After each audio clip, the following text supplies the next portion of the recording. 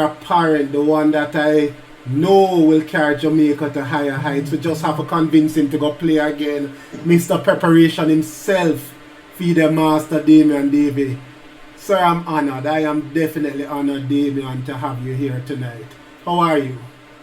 I'm pretty good, John. It's definitely an honor to be on. I see that I'm like what the fifth guest, so it has been a good show. It's definitely a good avenue to highlight the Jamaican talent and just to help get our voice out there in the community.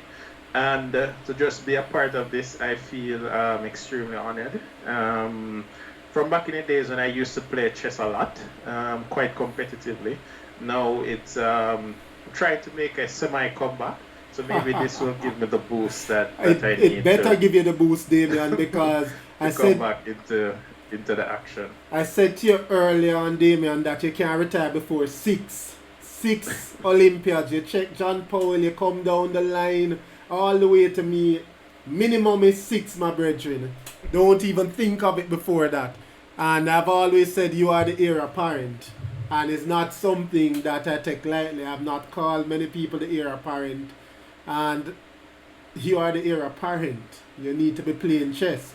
You said something years ago that I've always kept in my head. You said players play, coaches coach, spectators spectate. And I always keep it in my head. You can't mix them. So the good thing I'm pointing out to you is that he didn't say streamer stream. So I pointed that out that you can play and stream. I have pointed that out to you. Well, that makes sense. So maybe I'll be a streamer and play because I'm looking forward to you coming back.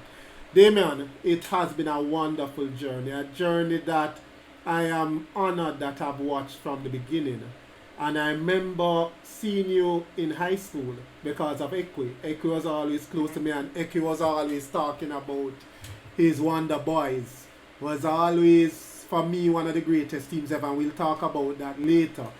But tell me about those early days. How did you start chess? You're talented in everything that I've seen you touch. So why chess? Well, that's an interesting little story. I actually started chess around 11, 12 years old. So I was in the country in Manchester, and my cousin had a laptop. So that was like in 2001, or that was just a long time ago. That was like in 2001. She had a laptop, and the only game on the laptop was chess. Lucky for us. Lucky for me. Lucky for me. It was one of those Chess Master games, those early versions of Chess Masters. So I saw it on there. I learned the moves from her. So she did teach me the basics how the pieces move, and I learned that it was pretty good. So every day I would go over to her house and I would play chess non-stop for hours and hours and hours. And I learned the basics. I learned how to move the piece, and I finally learned how to deliver a checkmate, and it was the happiest. So I didn't learn anything formally. I just learned the moves, and then I just started to play. And then I did GSAT at the time, and then I passed at Camperdown High School. And at Camperdown High School, they actually had chess on the curriculum. So we had a coach there who was called Mr. Suarez. He was teaching, but luckily for me, I had already known the basics of chess, how the pieces move. So that really gives me an edge in class, but beyond that, not much.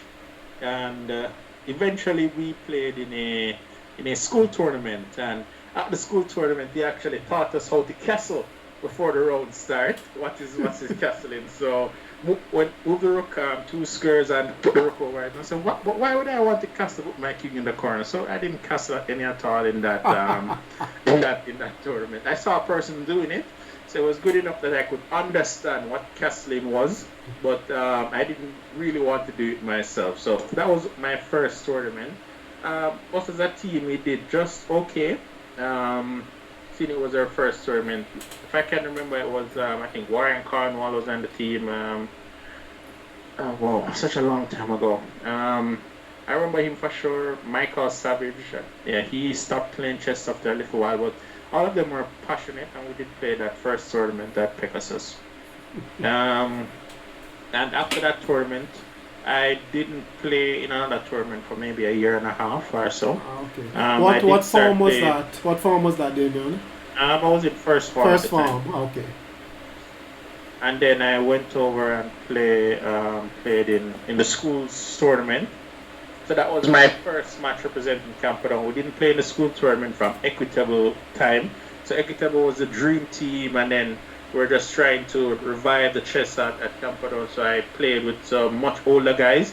In my mind, I felt stronger than them, but they were older. So they were in like 4th form. I was in 2nd form, I think.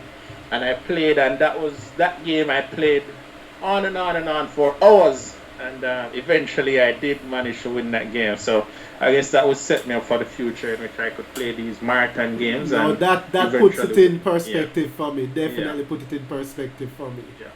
And that's definitely where those marathon runs started. Alright, so I have Peter Thomas in the house who is cheering you on. FM soon to be IM. Peter, I believe that too. And let's be true, if you put the time in there, era parents supposed to pass that. That was my generation. He has come and surpassed everything we have done. So the heir apparent is supposed to get even past that if he does what he's supposed to. So he's pointing out that you had Conrad and Warren Wilson on that side too. Ah, yes, those were them. There was someone else. Romain. Was Romain? Maybe Romain was on the team too at Everall. So it was a few persons. Yeah, it was a young team. It was just coming up at time. I was playing board 4. So for me, I came and I saw you with the bigger Camperdown team. For me, what might have been one of the strongest strongest schoolboy teams, and arguably the strongest when I saw you with Warren Cornwall, Mango Man and Peter T. Yeah, Tuana was later. So if you remember, you actually won without Tuana a number of years before Tuana came. So the pictures I took didn't even have Tuana at the school at that time when I came with Equi to support that team. Tell me about that team before we go into our first set of blitz.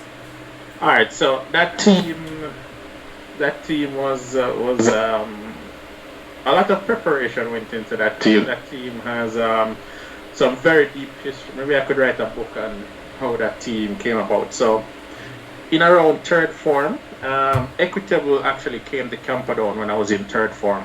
And at that time, Equitable was a man. We looked up to Equitable, we idolized Equitable. Everybody spoke about him. When it came to chess, Equitable was a superstar at Camperdown. So he came and he walked us through the basics. He actually taught me how to play positional chess. So that was one of the biggest contributions to my chess career, how to actually appreciate a position without not necessarily going for the attack every time, but just to play some positional games. So that was pretty good. But it was a team that was built with a lot of sweat and blood. So we did manage to lose with that team one year to Glenmere. We got 4-0. That was a terrible year. Was that to Anage's team? Repeat? Was that to Anage's team? Yeah, that was Anage, Lucien Roll, Walter White, and I think Lawrence Davis were on that team. Yeah, so that was a pretty strong serious team. And oh my, that one gave me such nightmares. Losing those games, even up to today, I can still feel it. It was a 4-0 in the finals, so it was a very painful. There's something, you're not going to forget that. No, I'm not going to forget that one. But I took it up the mantle personally to correct those wrongs. So and did you get to correct it? Personally?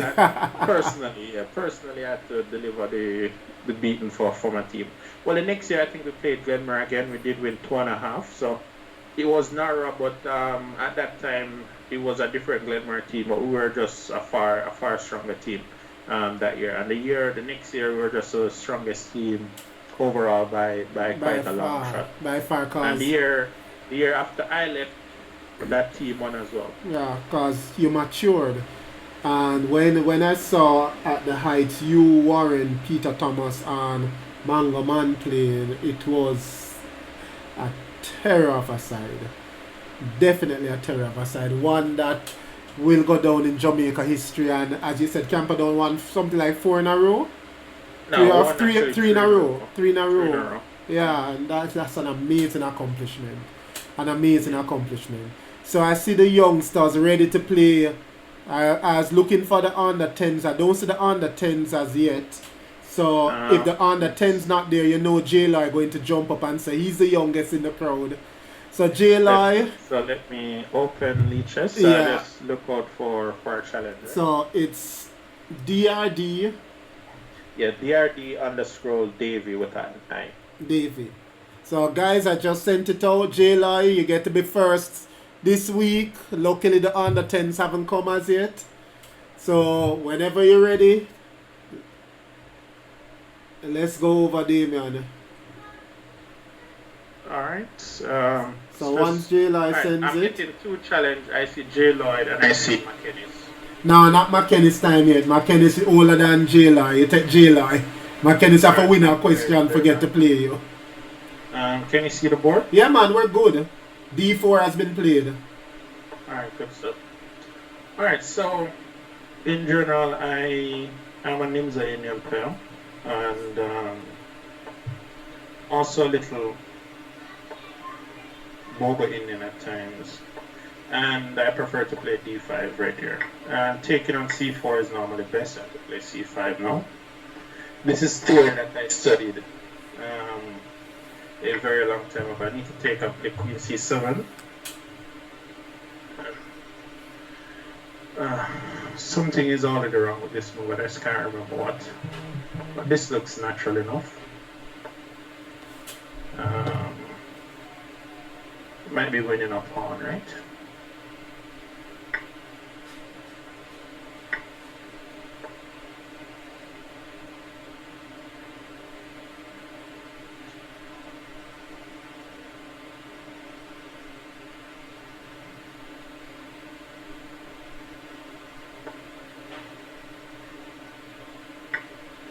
Yeah, so there was a time in which I had put a lot of work into studying these types of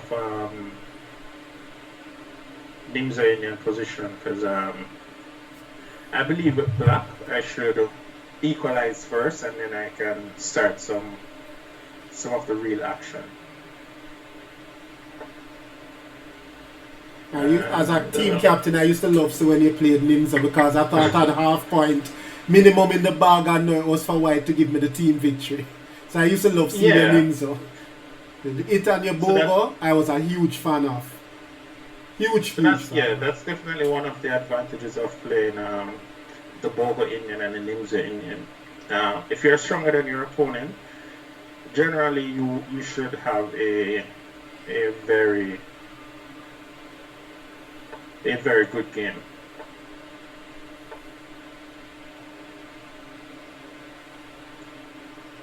But we shall see. Let's hope no rust creeps in. Yeah, and you have seen these young players, so yeah, they're quite talented. Yeah, they're not going to just blunder. You have to beat them. Yeah, but that's definitely and they can't have the part too easy. They have to actually prove that they can in fact do it. And the under 10s have been messaging me. They are in the house. So the under 10s are asking how an older player get game over them. Alright, so in general when you're winning it's a good idea to swap unless it's not. So unless you're getting mated or you're dropping material, it's always a good idea to just swap pieces. So if the king moves over, I would have gone for that pawn. Let me just improve this king. Actually, maybe bishop rook c2 was a little better before. Let's go. If I go to b7, there's bishop takes. I'll just play bishop a6 check, and then I should win that bishop on a5. Alright, so he's swapping. And I will indulge him. Wait, why does he have so much time on the clock? Because he's fast. They all are, Damion. They all are. This is a lot of time. This is... Well, they still have minute 50 on, so you're good. It's quite a bit of time. Let me just run to c4 with this king. It's a chess champ is in the house also. Alright. Maybe not. Maybe I can't run.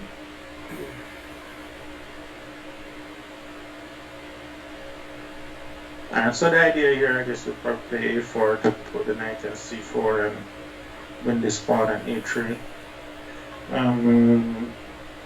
Maybe I should just move king.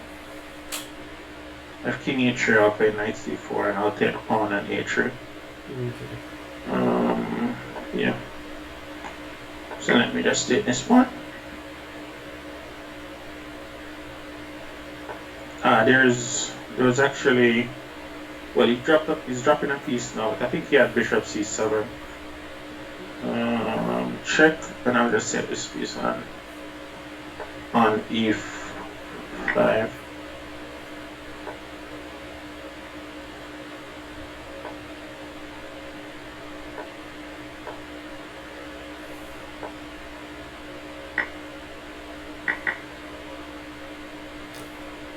Alright, yeah. All down the 10s are here now. Alright, good stuff. Alright, so I actually managed to win that one. Did get a little lucky there with that knight c6, knight a5 to win the piece. Alright, so which one first? Bahamas came in the house first, so Bahamas will send you a challenge now. They're on the 10, and then Ronak on the 10, and then we go back to you showing the game. Alright, good stuff. So send challenge, telling them to send challenge.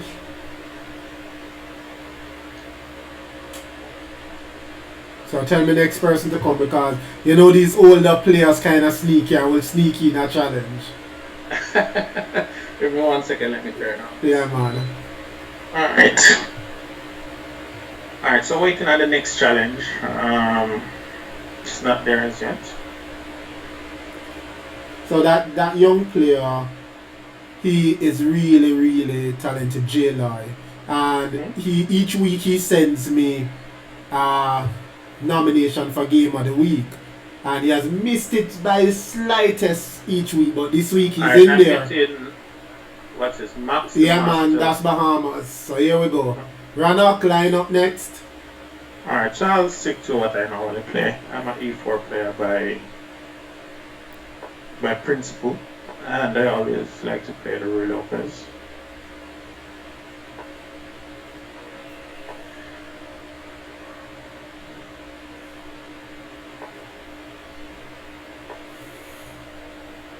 Yeah, so like I always say, knight before bishop and get your king to safety.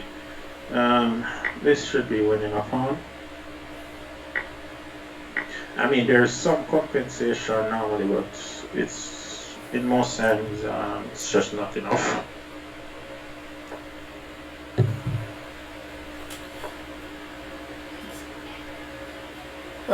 You're getting a call for King's Gambit from FM Lawn Chess Ninja in the house. Seeing Chess Ninja King's there. Gambit. Yeah. We Chess was there earlier, so everybody turning out to pay that thing.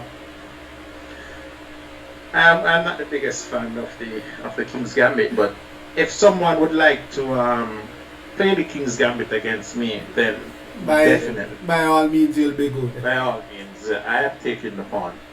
Alright, so I need to be a little careful there. There's some ideas around e4 already.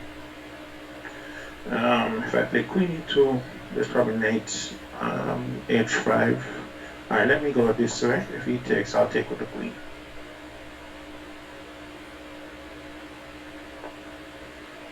Alright, so I need to find a way to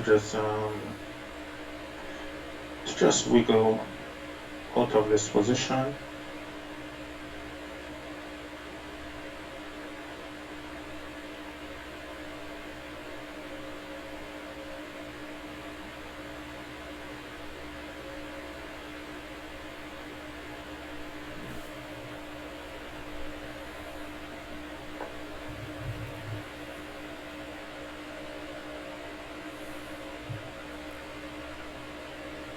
I could just go c3 and d4.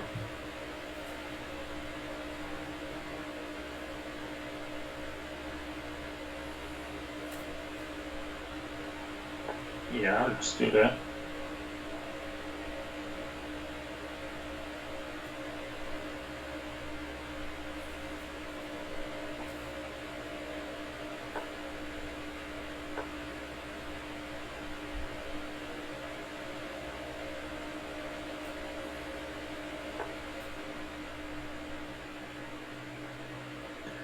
Alright, so slowly but surely, this pawn is starting to show.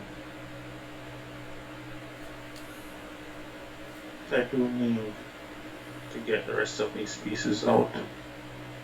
Maybe I should just play knight c4 and just take that bishop and then play bishop g5. That looks like it makes some sense to me.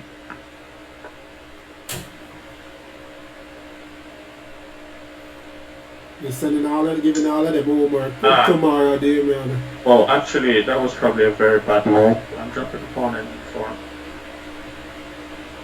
Yeah, you can actually take that pawn. He will always have enough ways to defend the knight. Yeah, and he did take that pawn. Yeah, so actually, he should have gone e5 first and then knight c4. Alright, not the end of the world. So I'll change my mind. I won't take that bishop on c6 on b6 now.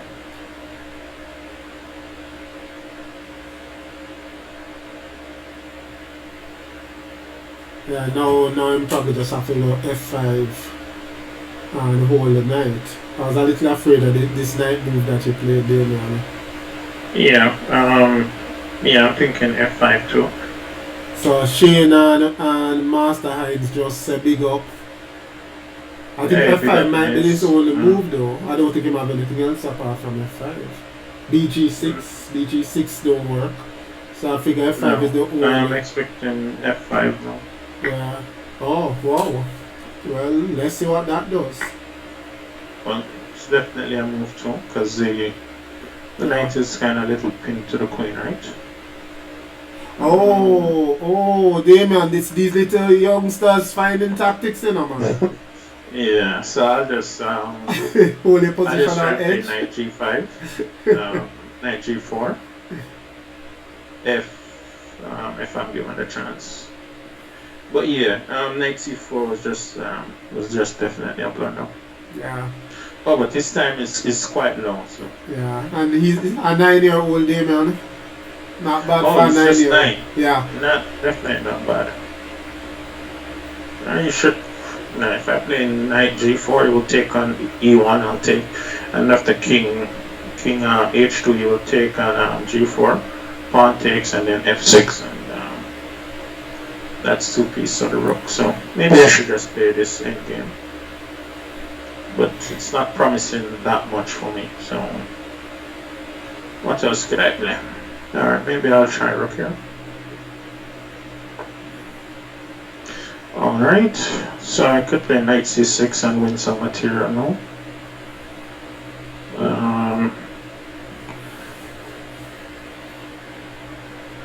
Could also play knight g4, that might be stronger. Yeah, I think I'll go knight g4. Actually, I want to checkmate this king if I can.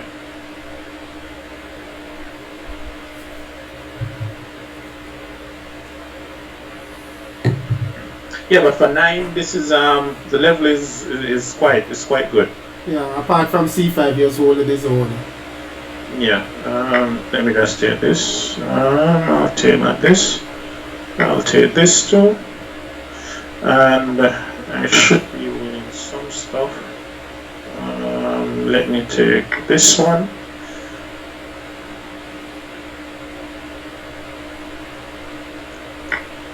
And let me. That's what happens when you have 5 seconds. You just can't get down there. Yeah. Let me take this one. Yeah. Alright. Good try. So that's young talent from Bahamas. He was brave enough to take the pawn and on e4. The pawn on e4. Yeah.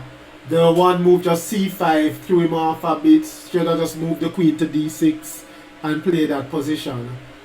Alright, Ronak, your turn. Let's go. Alright, so waiting on the next challenge.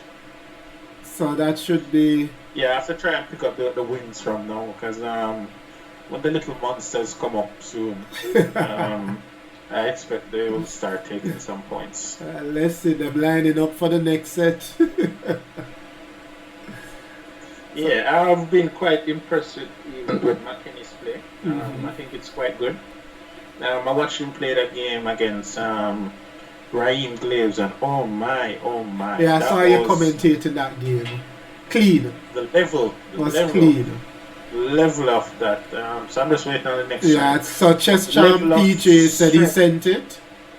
Alright, so I'm just looking out for it.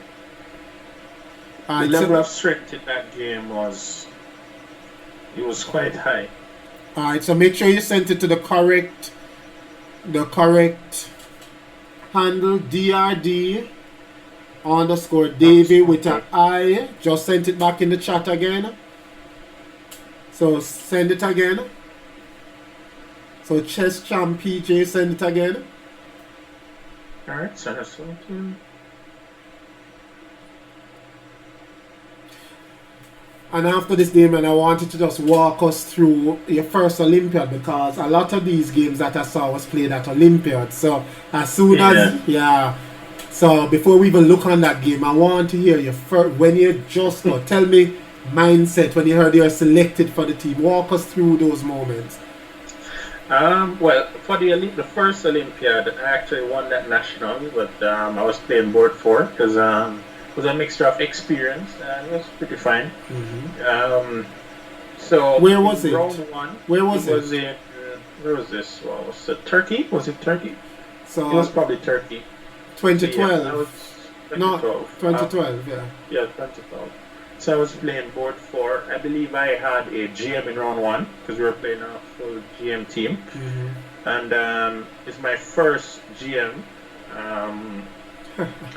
And I played E4, of course, and he played a Kalashnikov. And the game, he was much better for the entire game, but not better enough to be winning at any given point. That was against Slovenia. Yeah. That was against Slovenia. Yeah. You won. Yeah. I had beaten Warren had drawn with Beliavsky. I had beaten Semenek. Yeah. Was there another result? No, we lost 2.5, 1.5. So I am playing. That was my last Olympiad. Yeah. It's in an end game, right? And in the back of my mind, I'm telling the drummer, you won, and I thought I'm winning too. I don't know. So you win, I'm there playing, the position is drawn, and I thought the GM blundered, right? And I said, oh, he gave me the confidence. I said, okay, these guys can be beaten. So I look and I see 1, and alright, I can win this game too. I see the draw. The position is dead drawn. I can swap off all the pawns on the board and be left with a knight versus a bishop, right? But I look across, and in my mind I'm like, okay, he blundered, right? And I'm playing for the winner because I want to beat a GM team. I think it was 4 GMs. Yeah, it was 4 GMs against 4 GMs, and I wanted so badly to beat that team. Yeah, and unfortunately I lost, but it was a good experience. Because it taught me, hey, always play the position on the board. Don't get too excited. So one of the things the position on the board. That's very important. So that was. I haven't got the challenges yet. Alright, so I'm not sure why. Can you challenge chess champ PJ? Alright. Let's see. Chess champ PJ. No space. No space. Chess champ PJ. Yeah. Alright. Okay. Okay. There we go. Alright. Champ black. Alright, chess champ, your move. So Damion, that match told me that you were the future for us. Because it was my last Olympiad and I hadn't played much between 2010 and 2012 and I'd come back for this Olympiad and I'd seen, I was like, alright, yeah, this youth will take over. So for me, you and Malaku would have taken over for us and carried it into the next generation. Yeah, that was definitely him. But at some point during everything, I did slow down. Life happens. That's why we're carrying you back to remind you that you are the heir apparent, and we expect it to be played very soon. Yeah, I'll definitely try to start playing more chess soon. But maybe in a little while. Yeah. So about that Olympiad, I did play, I think 7 blocks from 9 games. So yeah. That Olympiad taught me, hey, you have to learn to play with your blocks. You definitely need to learn to play with your blocks. Yeah. So 7 blacks. What's this now? Let me see. What is happening here? D4. A strange looking position. Why am I not so familiar with this? So, if I go rook e8, you could take on e5. And I could take on e5. I really don't want to take. Why does this look like such a strange looking position?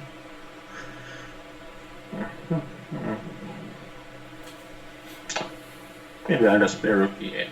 I'll see what's up. Yeah, even. Alright. I like that move for black because this knight wanted to go to g6, so now it can easily go to g6. What is he threatening?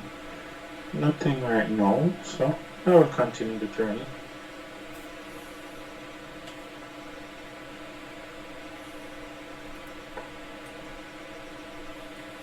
Alright, so I think I need to go knight h4, knight f4 now. This, well, please behave yourself, mouse. Yeah, because you know a win is a win. I don't want that. Yeah, I don't want any mouse slips. So let me stop here first. You'll probably go knight h, knight a4.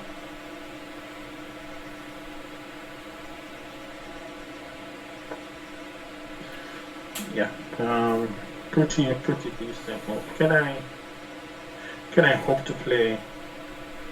Actually, let me take on e3. Because now if pawn takes, I'll play knight g3 and I'll take on e4. So knight g3 and I'll take the pawn on e4. So normally in these e4, e5 positions, they look pretty boring drama to start.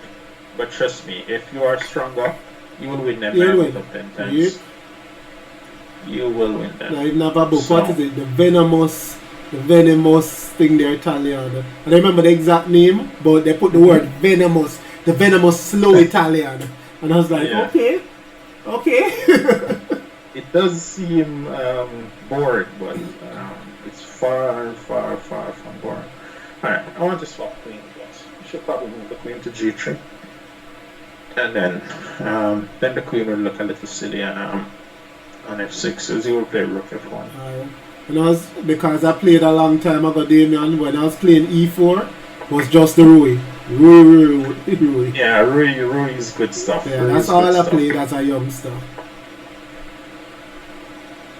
Yeah, so I'm quite principled. So when I was younger, most players were playing walker piano.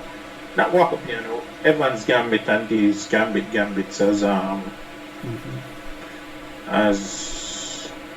should play f4 and then I'll play, but f4 you can play knight takes.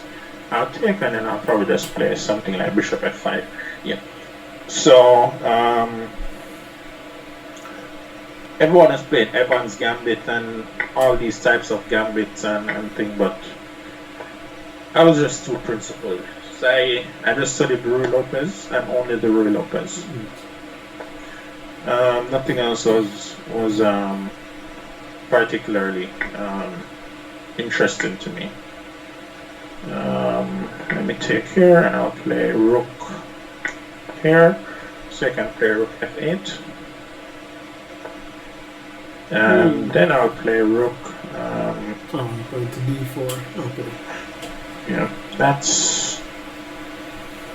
rook can go to d4. So what's the best way to handle this? Let me try this move.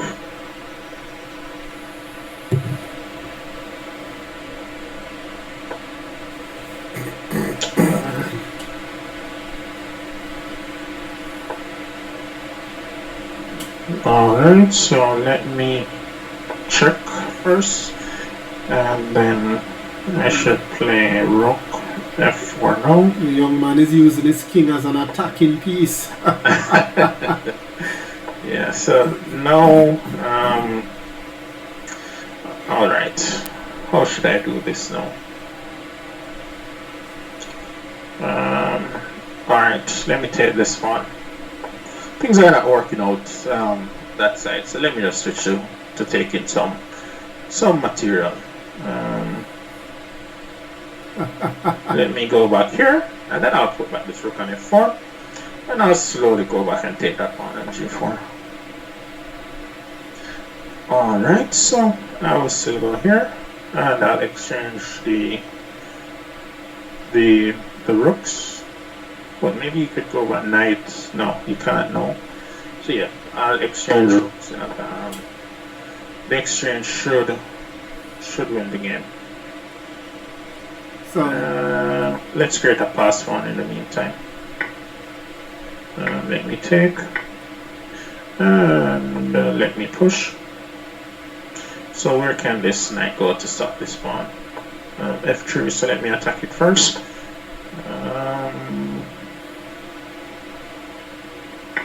Let me take this pawn.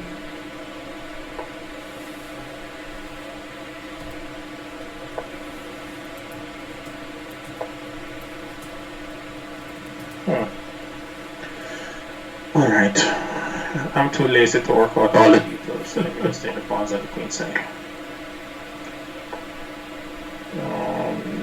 This should be good now. And let me take this one.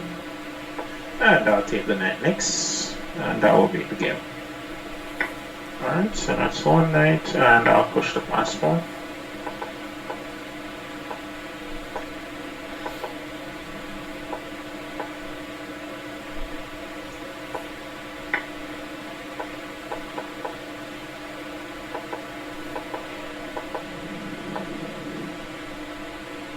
Oh, there's increments. 2 second increments. Imagine if I play A2 now, what would happen? The crowd would go all excited. Let me know. If I play A2 here, what will happen? Or if I play King C2 too.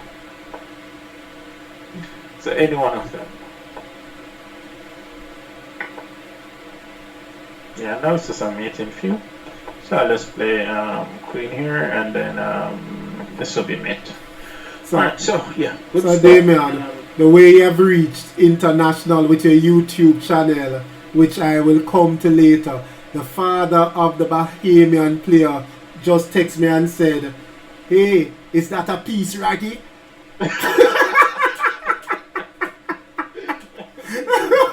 When his son dropped the piece. So when his son dropped the piece, he typed to me and said, "Is that a piece, Raggy?" I'm so proud of your endeavor. So proud. So let's introduce me to the first game, Damion. So you are at Olympiad. You chose, so we're going to go back over to your game now. You chose to highlight specific games from the Olympiad. So the first game you highlighted is yourself against Markos. And Markos at this time is 2600. So walk us through which Olympiad this was. Walk us through the whole thought process. Everything where it came on to that, Damion. If memory serves me right, this should be the Olympiad in 2014.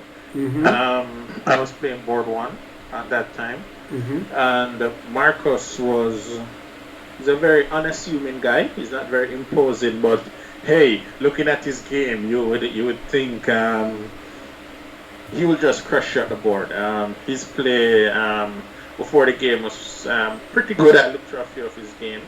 But at the same time, in general, I'm not afraid when I'm playing stronger players. I actually play much better when I'm facing much stronger opponents. So I was up for the challenge. You know my nickname for you is No Fear. As a team captain, I love that about you. No fear. Yeah, no so fear. No matter who was out there, I could send you because Damion would have no fear. Yeah, so at the Olympiad in the mornings before these rounds, I'm extremely happy. I check the periods like in the night, maybe around 2 a.m. And then I'll wake up 10 a.m. in the morning and then I'll just look at something. In general, before the Olympiad, I'm pretty prepared. My openings I know them pretty well. I will study some NEMs and I would leave my middle game to the game and see how well that goes.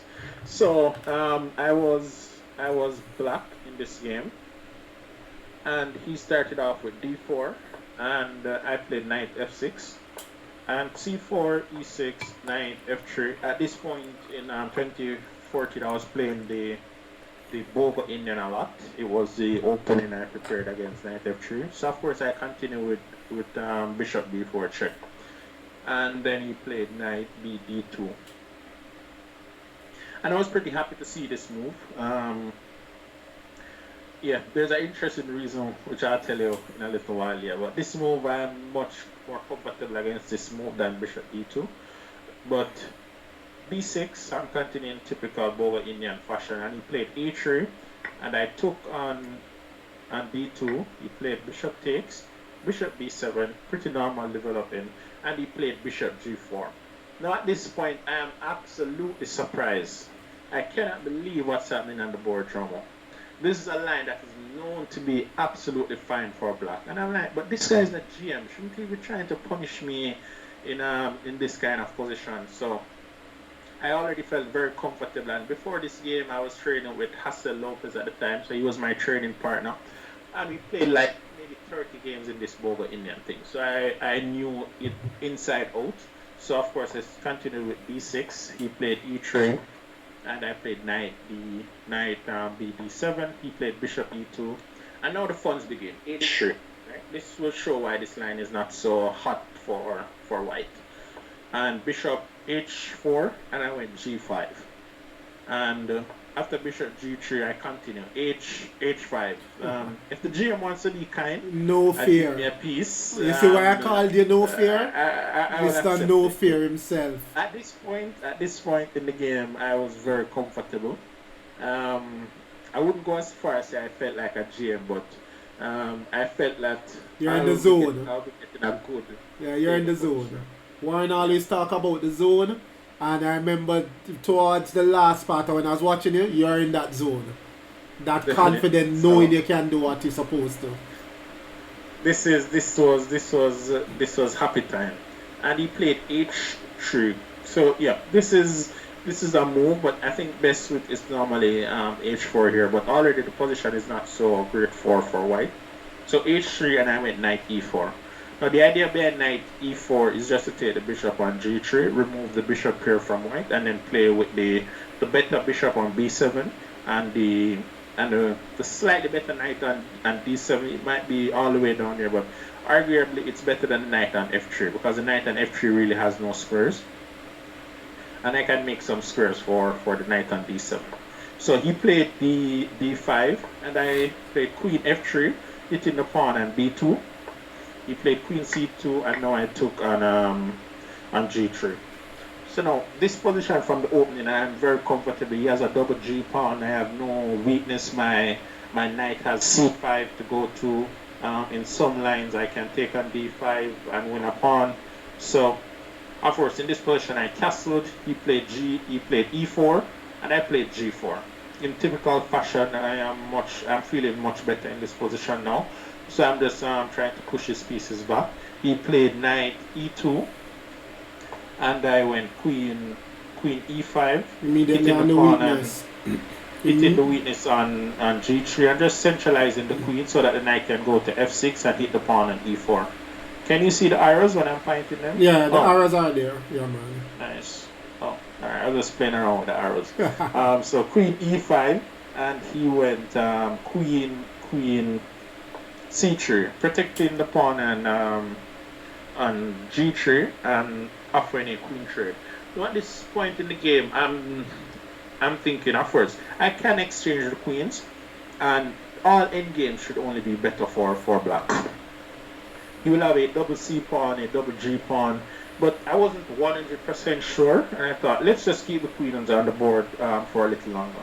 So I went queen g5, and then he took h takes on g4. So maybe queen g5 was not the best move because of h takes, and he is getting back this f3 square for his knight. So in the game, I decided to just play h4. I decided to just sacrifice a pawn and just play the position on the board. And my assessment was, now if the knight goes back to f3, I can take on g4 and maybe take on g3 as well. He castled, and I just started to improve my position. So I'm down a pawn now, but I feel up a position. Yeah. You know, my knight is much better than his knight on d2. My rooks will get the G and H file, so I'm feeling quite comfortable in this position. He took, and a pair of rooks came off the board, and now all of my pieces are getting good play. You went queen f4, and of course I can take on f4. So I'm not sure if this was a blunder on his part, queen f4, because rook takes, he cannot play bishop takes because knight d3 check, and I'm picking up the queen. Of course, at 2600 GM, won't drop his queen like that.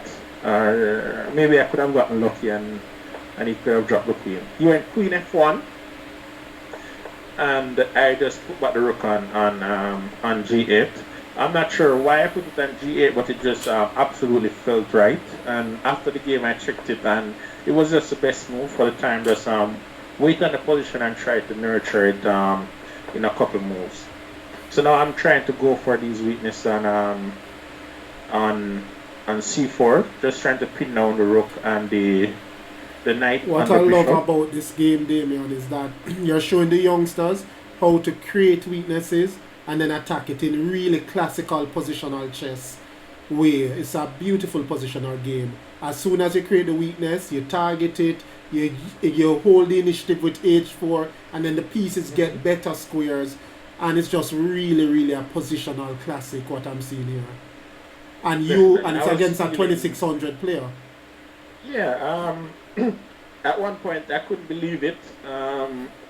In the game I was wondering, how am I playing so well, or is he playing so bad? But it doesn't matter, I just kept playing the position on the board. I know that I can't slip because these guys are always looking for opportunities to come back into the game. Yeah.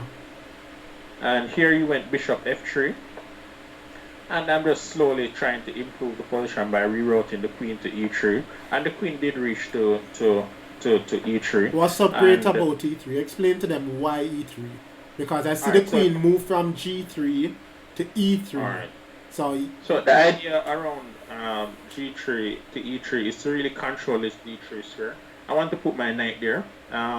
And I realized that his pieces don't have quite a lot of squares to go to, so I'm just slowly improving my position, maybe to reroute the rook to h8 and just slowly get all the pieces around his king. Because at some point, once I have 1, 2, 3 pieces, maybe some rook takes g2, some ideas could pop up. It would just be a lot of pieces around the king and something could happen. I don't know what yet, but I know but you're just improving your pieces. Improving all the pieces. Yeah, man, guys, remember rule number 3, just keep improving those pieces. So, in general, the rule is activity above all else, unless it's checkmate. Unless you're getting mated. Alright, so queen f4, and he played b3. I was quite happy when I saw b3. I felt I was winning now in this position. I thought b3 was a very weak move, but he was playing it because he wanted to move this knight. Because right now the queen and the knight, they are both tied down defending this pawn on c4. So queen went into e3, he went for the queen swap, and I played queen c3. So the queen did reach the dream square, and he played rook c1, and in this position I took the knight and the bishop on f3. The main idea behind taking this bishop is because I want to just reroute this queen to d4, because this is actually forcing him to take with the pawn. I know the queen is very centralized, it's dropping the board in 2, the rook is coming to g2, and in some lines I can take and try to reroute the bishop. And I felt that this position, I felt that I was really close to winning, but easier said than done. Especially against 2600s. One of the things that we need audits know, after you go over 2400, is a different sort of resistance they put up. So what you can play to break at 2200 is different once you start passing 2400, and is even worse at 2600 level. Yeah, he wasn't giving me a chance here. I am better. I know I am better, but it's just not so easy to show. And these last few moves, I did slip quite a bit of the advantage. I should never have moved the queen from D4 because that was the dream square. Yeah, it's pretty there. Yeah. So somewhere around here, I think that my rating started to show. The 21, how much was it? 21.64 started to show somewhere around this point. But also, Damion, it's move 33, so time. Remember, you still had to get to 40. To get the additional time. Yeah, if memory serves me right, I had 2 minutes in this position. Yeah. He was down to 2 minutes as well. So we're both playing.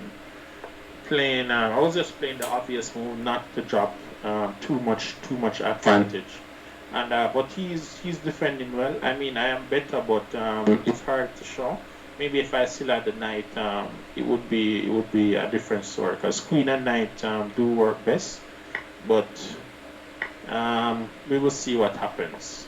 And now f5. And interestingly enough, I am backing it. I am backing it playing for the full point in this particular position.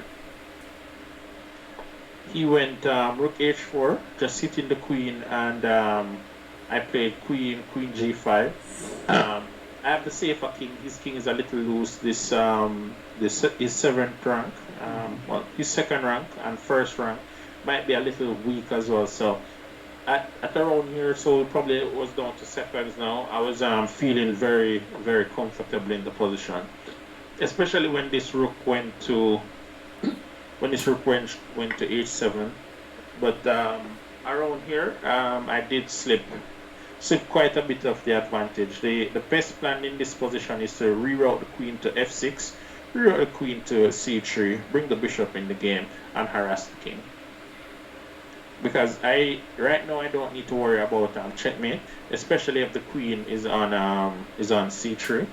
It will always protect c7. But with time low, I missed all of those plans, and I did exchange all of these. And I think I played this move when I had maybe 5 seconds, and he found rook f7.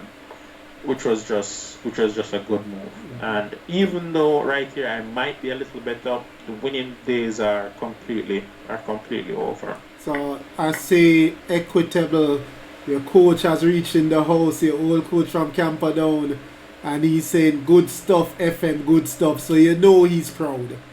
And he said he couldn't have missed this. He wasn't going to miss this. Skype window a little. I can't see all the chat. There you go. So you have Equi, good stuff, FM. Good stuff. So you know he's proud. Yeah. So around here it's pretty equal now, and I think we just played to a perfect wall. Yeah, it was a tough one because I was better for the entire game. At one point it was probably +3. But it just goes to show when you're winning, it's probably the hardest thing to do to actually win, especially against strong opponent. Yeah, but I really wanted to win this game because that would have been a 2600 GM, and I'm yet to beat one of these GM guys. But I love that word yet, because you know one of the aims for me is to get you back playing, and I won't stop telling you you're the heir apparent. Will not stop telling you that. So as soon as I start playing, I hope I can play a few of them. I'll probably get some licks, but licks. So it go. All the way when we come back, we'll get licks. So, but I'll definitely beat one of them one of these days. Alright, so keep the answers coming, guys. Uncle Rob one, thanks for the follow. Keep the answers coming. I'll tell you, whoa, John always researches. So John is there. So John has it at 2011. So John has it. Sin Boy is there. When did he win the second one? So this next answer is for the second one. When did he win the second one? Let's see. Only taking answers from here. So John is up. No, Darren. Nope. Go again, guys. How did Peter Thomas get this wrong? So the year is coming in and I can't see the year that matter. The year is not there. Yeah. It's not there. And there's a there you go. But FM Lord, tell me who you're giving your game to. I don't know if you want to play Davy, you know. If you want to play him, no problem. Or you can nominate one. So we have Memory not working. So FM Lawn, type to me. John already have a game, so you have to give it to somebody else.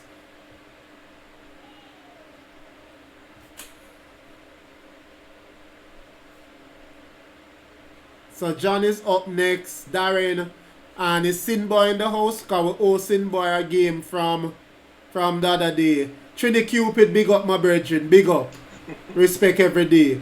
So John, we have John to Darren, and then if Sinboy is in the house, so yeah, the young guns coming out youth. Time to man up. I tell the whole of them. Let me tell you the truth from now. I boots them up from this morning. When we're training. I say none of them can beat you tonight. I say none of you. Because the key is that while they want to be the heir apparent, you are already the heir apparent. And they have to wait them turn. So now you have to back me up, Damion. Boy, I really appreciate that. I haven't studied chess really in like 5 years. Yeah, 2 months. That's all it takes. In like 2015. Damion, the way you prepared, I know it's going to take you 2 months and then nobody can chat to you. 2 months. Alright, John. Hold on, I see Cesar in the house. Big up Cesar. Soca Chess healing you up to Davy. You heard Davy beating up everybody. Oh Lord, it looked like the third segment we're calling people down on the end of Davy. It's a few lucky games. But yeah. I'm seeing a lot of challenge now, drum. Alright, so it have to be Darren. So Baptist first. Baptist first. Alright, so let me play Baptist. Yeah, so Baptist first. Against Baptist. Alright, so let's go. Let me see. Alright, so some D4. No, myself. Wait, what if he prepped something in the Ninja in there from the previous game? The good line. The good line. Let's see if we'll have fun today. Well, his training partner plays this now. His training partner plays this, so let's see what happens. He doesn't want to have fun. You should go E4, man. So that we can entertain the fans. And leeches can report me as cheating. You know, I've gotten that before, right? Play too perfect a game. Yeah, I mean, somebody walked in the prep, and I don't even know. I haven't looked at this in forever. I remember. Let me just play something sensible. ICC days. That held me, and I had to send them an OTB game, over the board game, with the prep that I won in OTB to show them that is a repeat of my prep. Yeah. I had to actually send my OTB game. So chess.com wrote to me and said, hey, you should not be using softwares while playing. I'm like, what? Yeah, Dominic, man, definitely Dominic. So I cannot believe it. Yeah, I had to do that years back when I was playing, and I had to send them the game, my brethren. Definitely had to send them and show them. Swedish face, brethren. You are definitely welcome to watch and cheer for Jamaican and Caribbean chess, but we're not really into whatever you're typing. So come, let's talk about Jamaican chess, let's talk about Caribbean chess, let's enjoy our night. And I won't even ban you because we're here to enjoy chess. Something just is fishy about this position, I don't know what yet. But if I don't get mated, then I would have called this a success. But something does feel a little. This boy be fast, you know, so fishy. Just try work it out quick. There's increments. Something I'm not sure about this position, but hey, this is what it is.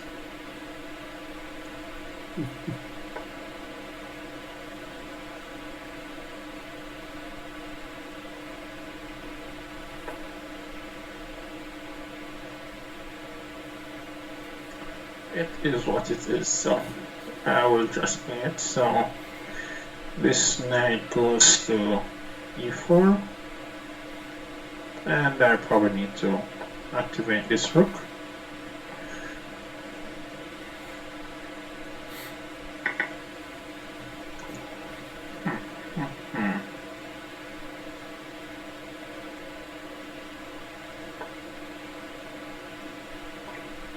Alright. So I did get a playable position, so I can't argue too much, you know? I thought I was in trouble at some point. But hey, I'm still playing, so. Cesar, he need to do that. He now listen to me either, Cesar. I tell him them young players they are definitely fast. So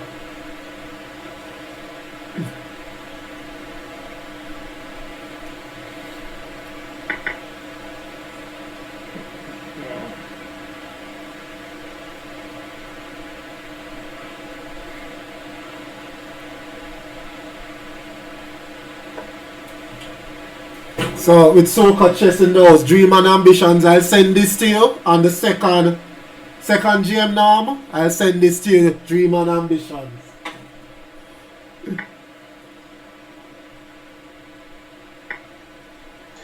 Alright. We have an end game here.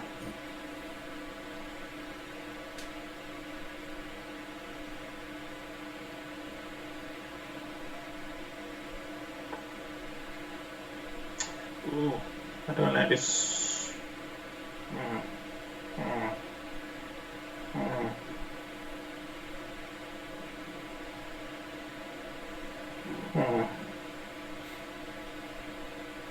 Let me play right here.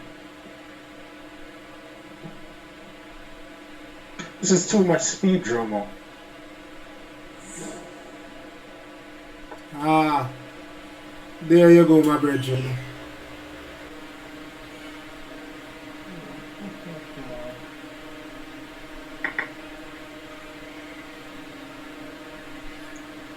I'm definitely getting Dominic. And you'll hear from him when we do the Futures one next month. He's definitely getting it. And I don't think we're going to have to wait too long to be celebrated.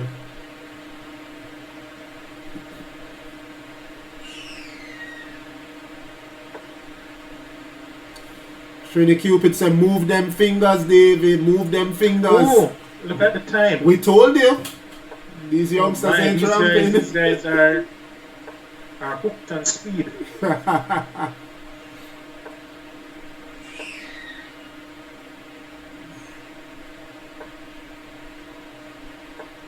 Why so speedy though? Jeez.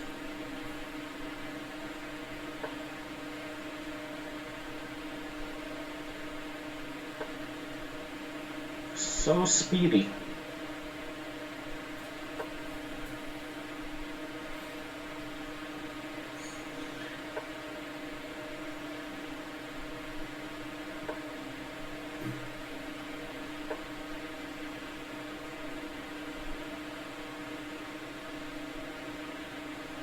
Do I have increments? 2 seconds. I feel like I have increments.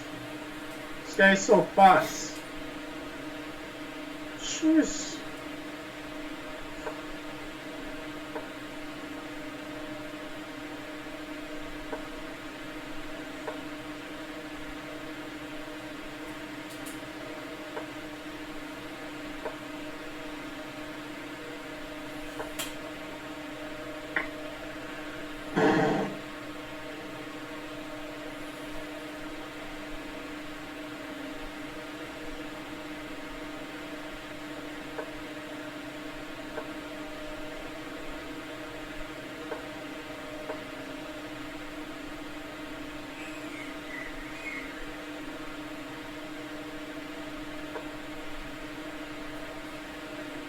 John not looking for no draw at all, Peter T.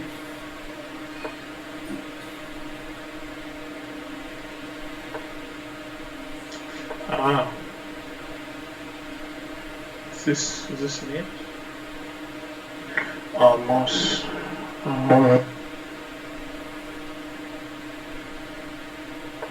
It looks like mate. Yeah, that's not the mate. Well done, John. John has been doing this week in, week out, Damion. Yeah. Well done, well done. And him trading partner running on now. I'm sure you're going to see Darren running in now. So well done, John. He's so fast. Yeah, John playing strong right now. Yeah. In 3-2, the youngster is a beast in 3-2. Definitely. Good stuff. So he has taken out Shane, Warren, you, and me. What? Yeah, 1 week after another. What? This 3-2 thing him not playing. Yeah, I literally walked in mate here, but I don't know what could have played better. Oh, he lost to Shane. Oh, okay. So it's Ro he beat. He beat Ro, not Shane. Thank you, Shane. Alright, Darren should be challenging you now. Alright, send a challenge, Darren. Let me see what's up. Let me explain this to you, though, you know. Let me explain this to you. I have training class at 10 o'clock with all of them. I cannot take them out in Damion after what I did to them today. Cannot take them out in. At all. Definitely can't. I didn't even realize he was attacking checkmate in one with Queen D5. Virgin, when I lost him, it's I am pressing in a rook and bishop endgame, and I go rook b1, bishop takes rook. And I am pressing in the endgame. And I just go rook b1. I have to have something to do with the speed. Just rook b1 and bishop takes rook. Bishop on d3. So I go rook check, king up, and rook b1. And give up a rook. With a rook and knight, a rook and one piece on the board. Like, but I just say, this rusting. It's a little rust. Yeah, we just brush it off. In a second, we brush it off. Don't worry. The 2300 fool, you guys. The strength is not real. It's just a little. I got lucky in several games. Several games in a row. Don't forget the in a row. In a row. Alright, where's Darren? No, actually, sorry, I see the challenge. I see Sinboy and Darren. No, Darren first. Sinboy after. Alright, so I accepted Darren's challenge. Alright, so more d4. I feel like I'll mix it up now. I can't. I'll play something different. No. Let me see what. Wait, again? Yeah, this is his specialty now. Interesting. Knight f3. Alright. Let's go d5 because it makes sense. I'll take this one and I'll play c6 and I'll play this.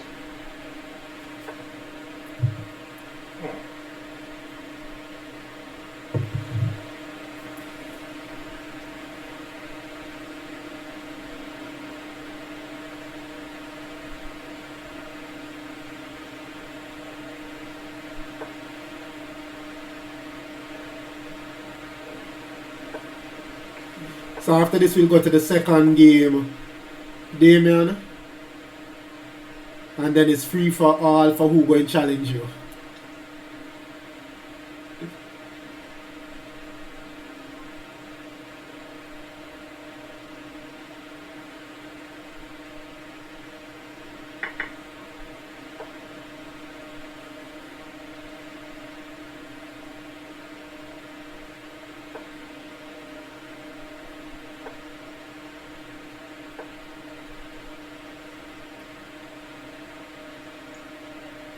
Yeah, the structure is such, Mario.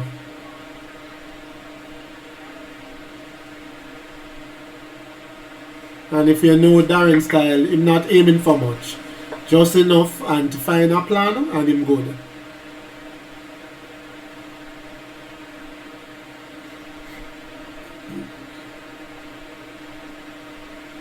And this is how you know Damion taking it serious now, you know, the commentary gone. Yeah, this is the one I'm familiar with, you know? Yeah, man. I'm familiar with this one. So if knight takes, then I have slight issues on d6, but I can survive some d6 issues. But I have knight d5 first, once the bishop moves. Well,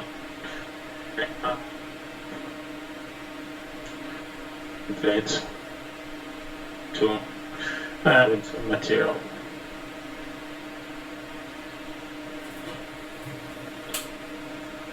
Wait, what just happened?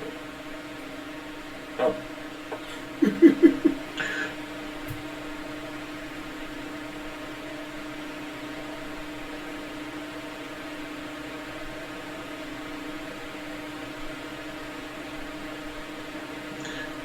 Phoenix.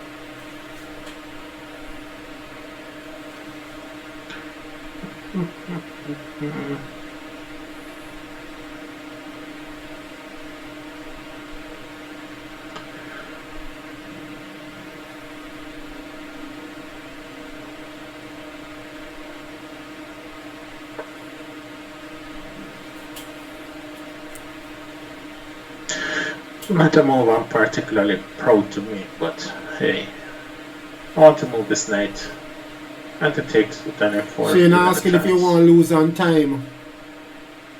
Well, I'm trying not to. I'm trying not to.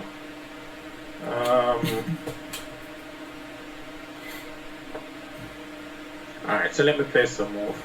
I'll try not to lose on time.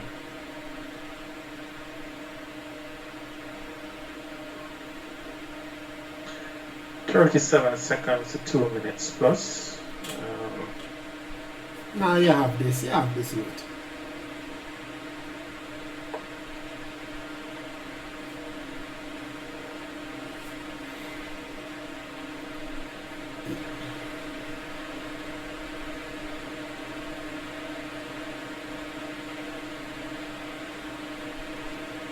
Yeah, but these are some of the speedy kids, Roma.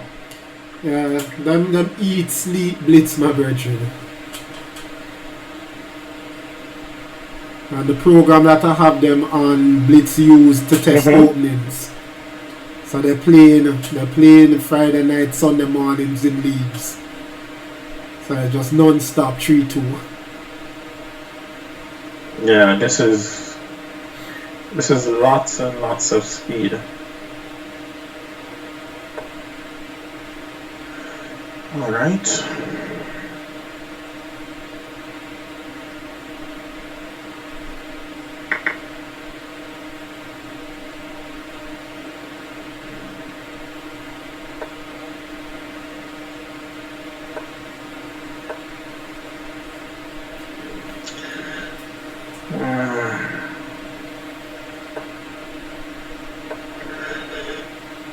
That was not a good move.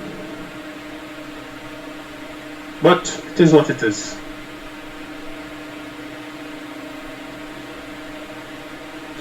It is what it is.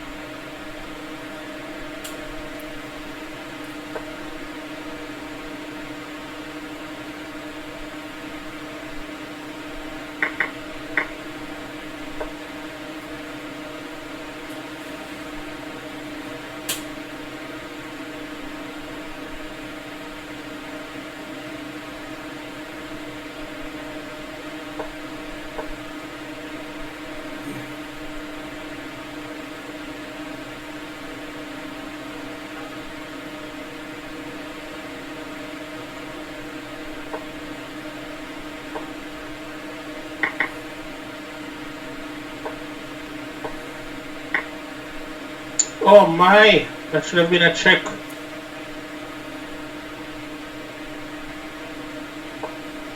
That definitely should have been a check.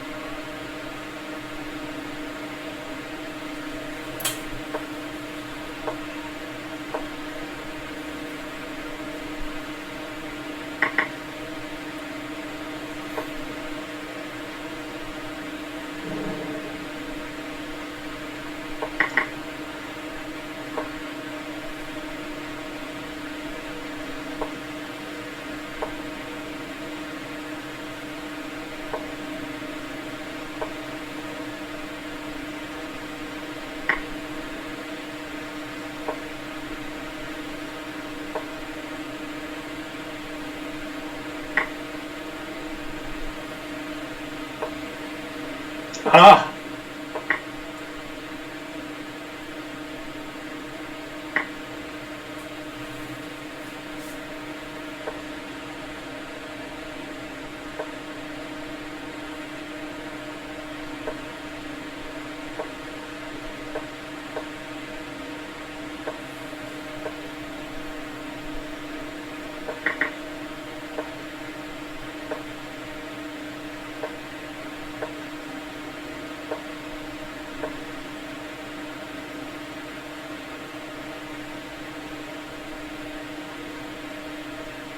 That was a terrible move.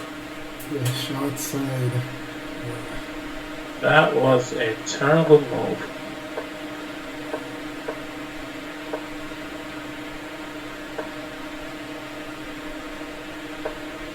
That was a terrible move compounded.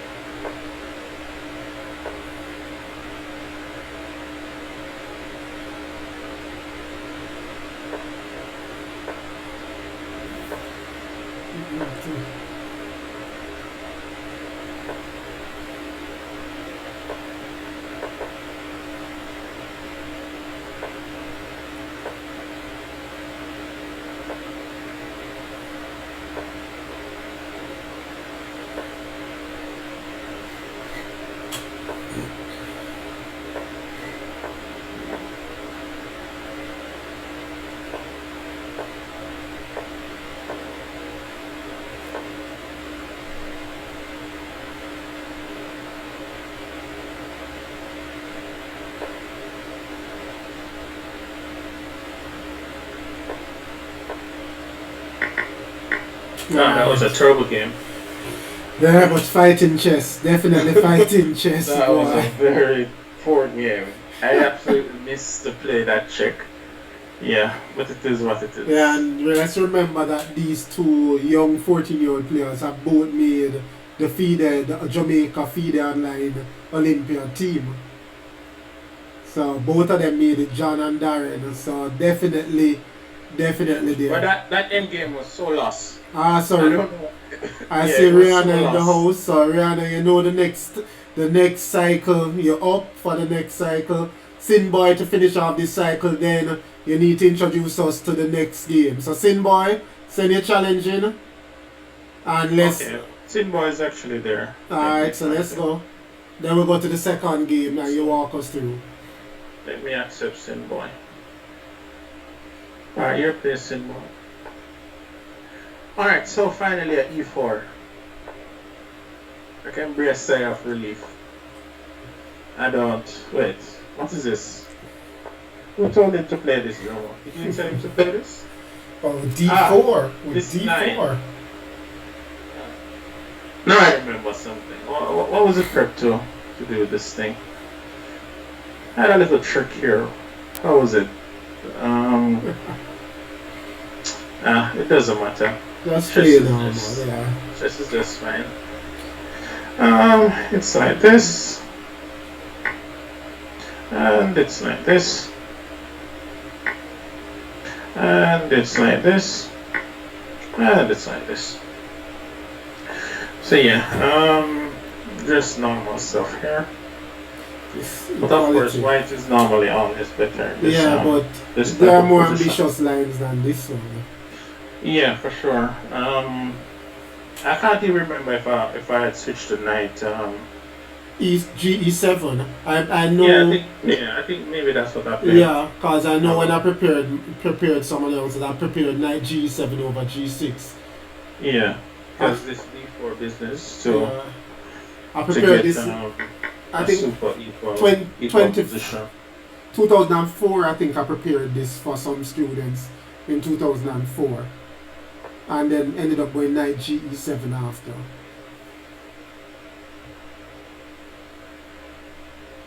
Wait, does this knight really have these dreams?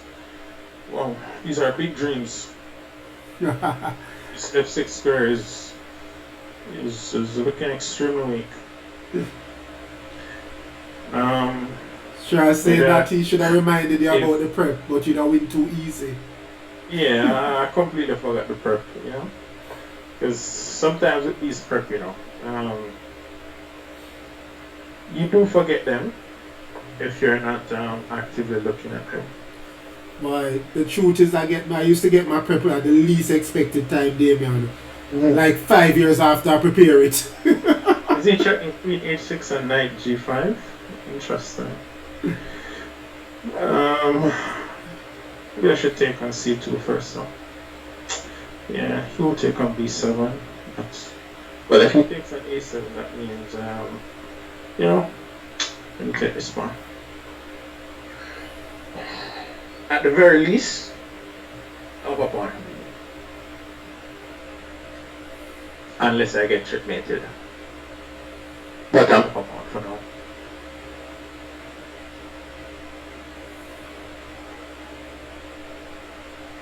Yeah, I'm almost sure it's knight GE7 to avoid this D4 thing. I don't think D4 works after wait a minute, didn't I just plan to play D6 here, but there's rook C1 and when this bishop moves, can you just play rook takes C6? Oh. Interesting. Okay, but maybe I should play rook A8 first, and when the queen moves to B7, I'll play bishop E4. Maybe.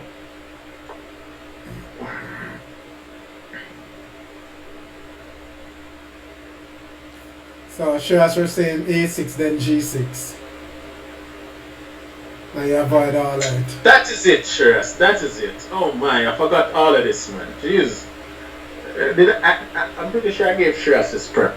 If it was sub-zonals in 2018, I would have remembered it. That is it. It should be A6 first, and then G6 business. So it can't work as well, because you get that tempo is a little important. Yeah, and him don't get to take the A7 pawn and just take. yeah, obviously. That's what I should do. Alright, so this was the plan, right? I said I would have gone rook A8 now. Let me double check, you know, he played it too fast. Alright, if it works, if it doesn't work, it doesn't work. But in the meantime, I'll try to make it work.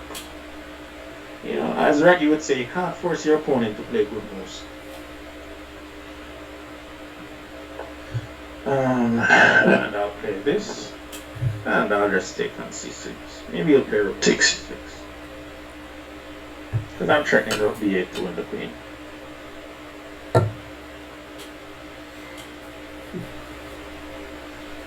Shane saying you played it on him in sub-zonal. Yeah, I got an excellent position against Shane in the sub-zonal. Jeez, because at that point I knew the prep. Wait, what kind of good move is this? Because it will be attacking my queen and his queen can escape.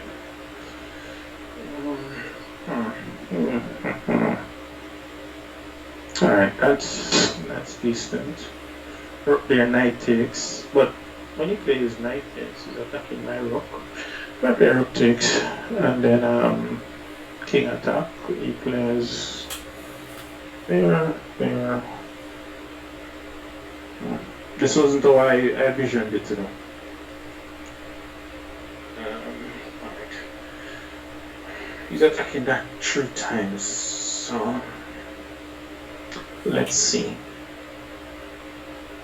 There's no way. Alright, time is running. So rook there, knight takes.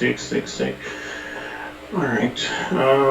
They don't want to play this, but hey, this is what it is. Take this. And I'll take this. This is what it is. E6 now, E6. E6 looks strong. But it's for him to play. I'll deal with it if it comes on the board.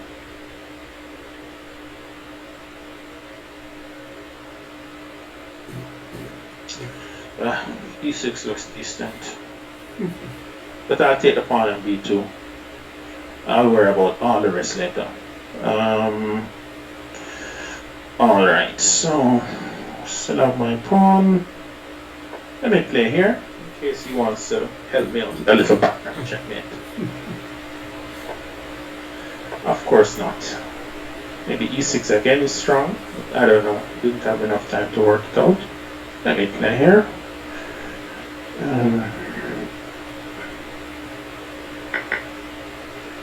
Alright, this rook is going on my 7th rank. I'm not liking that any at all, so let me push this pawn up to c5. Everybody's saying watch your clock again. Yeah, I'm a little slow poke, you know. David the slow. David the slow.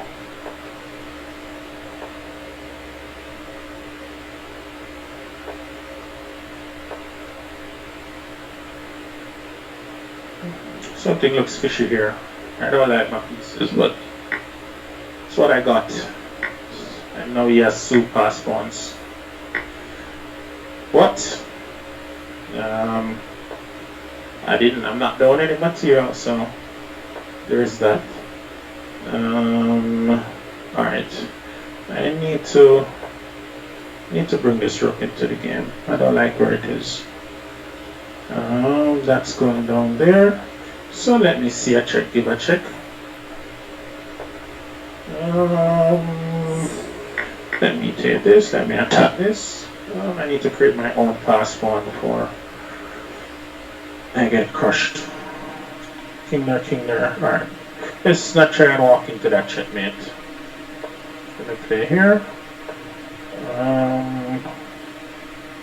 Let me give a check there.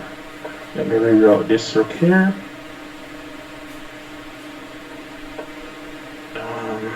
Let me give a check here. And let me try and play active-ish. Just ish. It's not really. That's probably a very risky move, but alright. Try and get that 1 queen, you know, because life is hard and if you can get a queen, why not? Alright, it probably will just be a draw now.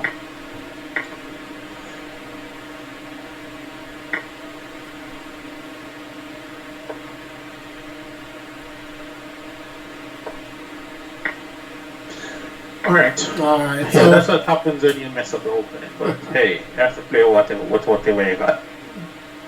Alright, so good stuff. Definitely Why good stuff. Oh, these games are casual. I thought they were rated. Alright, I'm seeing a lot more games come through. I see Talented Boy. Yeah, I see Jaden. All of them going to have to wait because you now need to walk us through your second FM game. Yeah, so why did you choose this game? You saw that I chose a couple other games for you. Tell me what was so special about this game that is your second favorite game that you have played. Well, it's up there because I did get the FM title with this game. Ah, beautiful. And I did deliver checkmate with knight and bishop, so two very good reasons why you like this one. It's a special game. You know? Alright, so which Olympiad was this? This was 2014. In 2014, I was probably playing the best chess. That was when I was fully dedicated to chess and putting in the work. Alright, and I remember this player, Roy Phillips, a good player. Yeah, many Olympiads on them. Kaspersian, thanks for the follow. But a lot of Olympiads on them. Very, very experienced player. Mm-hmm. I think we have played him before this. Which team was that? You remember? What's that island team? It's the island. What's the island? The island. I can't remember this island. Mauritania. One of them, if I'm not mistaken, Warren might have played this player also, if I'm not mistaken. I can't remember the team, but the country was one of those countries. But he was having a good Olympiad. He always does. He's a good player. He always does. So, alright, so walk us through. This round, right? Let's progress the game. In the round before, the one I actually played, right? I was playing some guy, his rating was low, maybe 2,000. You know, he was a decent player. I decided to play the Evans Gambit. The same thing you're saying that? The same thing I don't play. Oh, okay. Yeah, that's it. I don't even know how to pronounce this word. Yeah. Yes, I'm playing Evans Gambit of all openings, right? I need to win my next two games to get the FM, right? Bear in mind, I missed it in the sub zone a few months back, but I was on 5 from 7 and I lost the last two games, so I didn't get the FM. And then I was playing this guy and I played the Evans and I was lost. Oh my, I was so lost. I saw the FM leave with my hands. FM was just walking away. Bear in mind, in this Olympiad, I think I already drew with 2 GMs in the previous one, and I'm now losing to this 2000 player. And I don't know what, he found the only way to lose. Right? He found the only way to lose and give me a nice gift. I was very happy for that. I wanted to play the next round, but I would have played Sam Mala played him. Sam Collins. Collins. So Warren rested me in that game. Even though I was feeling up for it, I wanted to play Sam, but I was rested. Maybe I needed a rest because the Evans Gambit game was so terrible. No one, I didn't even know if I could play chess anymore after that game. So yeah, I rested, and we were saying, all right, we'll get them in the next one, right? And then lo and behold, the parents comes out, and I'm playing this guy. I'm like, what? He's not easier than Sam Collins. he wasn't easier. Sam Collins had the rating, but this guy had experience on this stuff. Yep. And his play was, he's a very solid player. He doesn't lose in the opening. He doesn't lose in the middle game. He loses in the end game. So I knew I had my work cut out for me. And I'm just saying that just to give some insight as to exactly some of the things that went on in the game. In my mind, I came prepared to beat him in the end game. I didn't care about the middle game. I said, okay, I'll play a decent. I didn't care about the opening that much. I get an opening position on the board. I play a decent middle game, but I'm going to beat him in the end game. That was my thoughts, and I left the room in the morning. That was how I was going to play this game. So he was playing the Phillips at the time. A very annoying opening. I think he still does. Yeah. I don't think I face a Phillips again after this match. But I've lost it a few times online because one of those opening, if you don't catch the advantage right in time, black equalizes and start to play. Alright, so as per usual, I started with 1 e4, d6, d4, knight f6, knight c3. I was hoping he would change to a perk here and play g6 or something, but of course the Phillips is on the board. Knight f3. So for those watching, taking this pawn, this endgame is what you want to avoid as white. In fact, a strong player will beat it 99% of the time from this position. The endgame, it offers too much trick. For example, if bishop c4, there's already bishop e6, and if you take pawn takes, you might have doubled the pawn, but then your knights don't have any squares really. The knights will always be touching each other once black is up. So this is not advisable to play as white, and that's what black is open for. So knight f3, knight d7, bishop c4, bishop e7, and now I castle. So some might be wondering, what about this bishop takes f7, king takes, knight check, and all of these prettiness and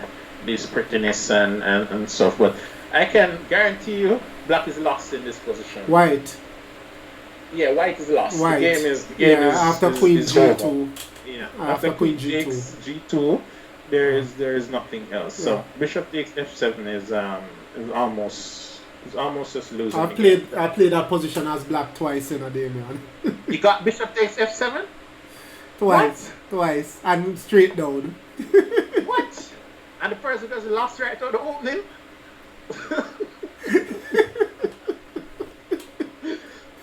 Joma, I don't get these gifts, I have to work hard, What kind of gift is this? That's bishop. The game is lost. Yeah, it is. Piece, right? It's just lost. It's lost. It's just lost. The king get mated. Actually, I didn't even witness the king get mated. It's lost. So bishop takes f7 cannot be played. So I castled and rook e1.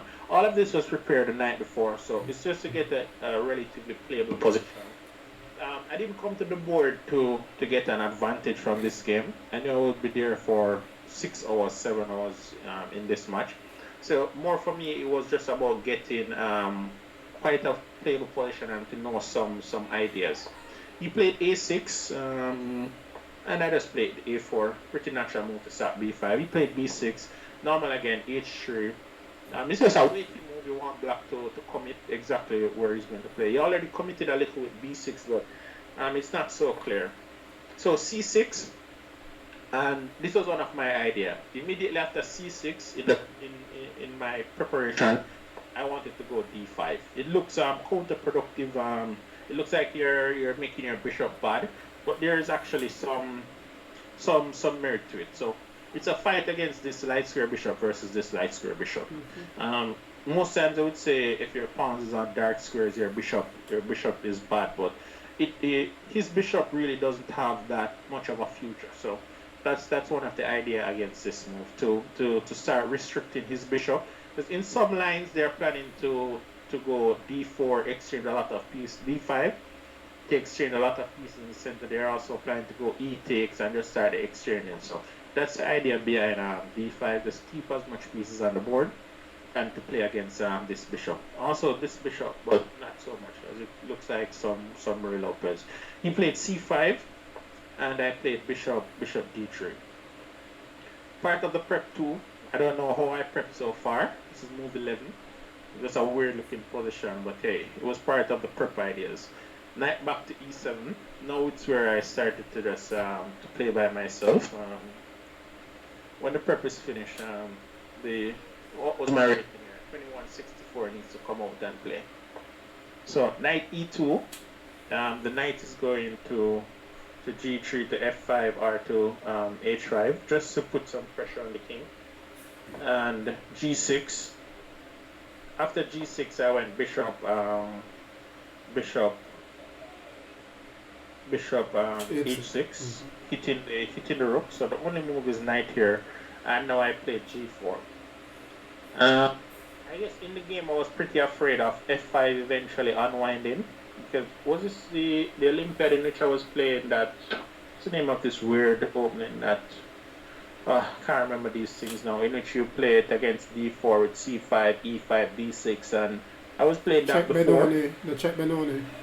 Yeah, the check Benoni. Yeah, I was playing the check Benoni, so I had some ideas that the structure. The structure. You understood the structure.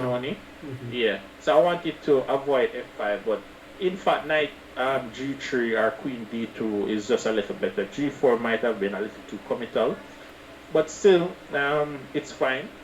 So g4, you played knight f6, and I played knight g3. I'm just continuing with the plan. Just stop it f5.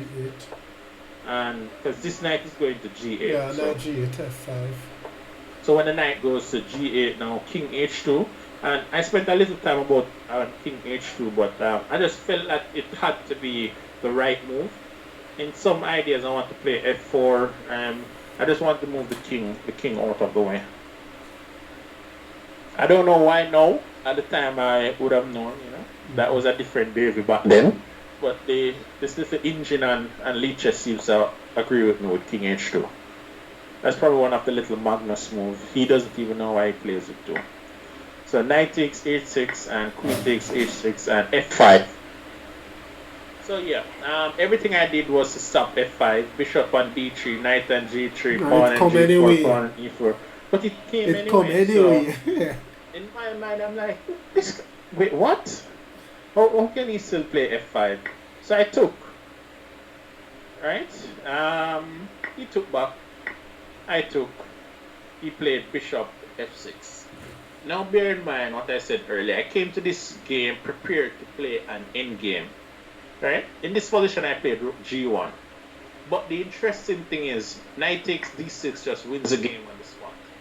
So I could have been at FM, what's this, 50 moves earlier. Because the idea is if queen takes, I'll just play knight g5 and he's getting checkmated or dropping the queen.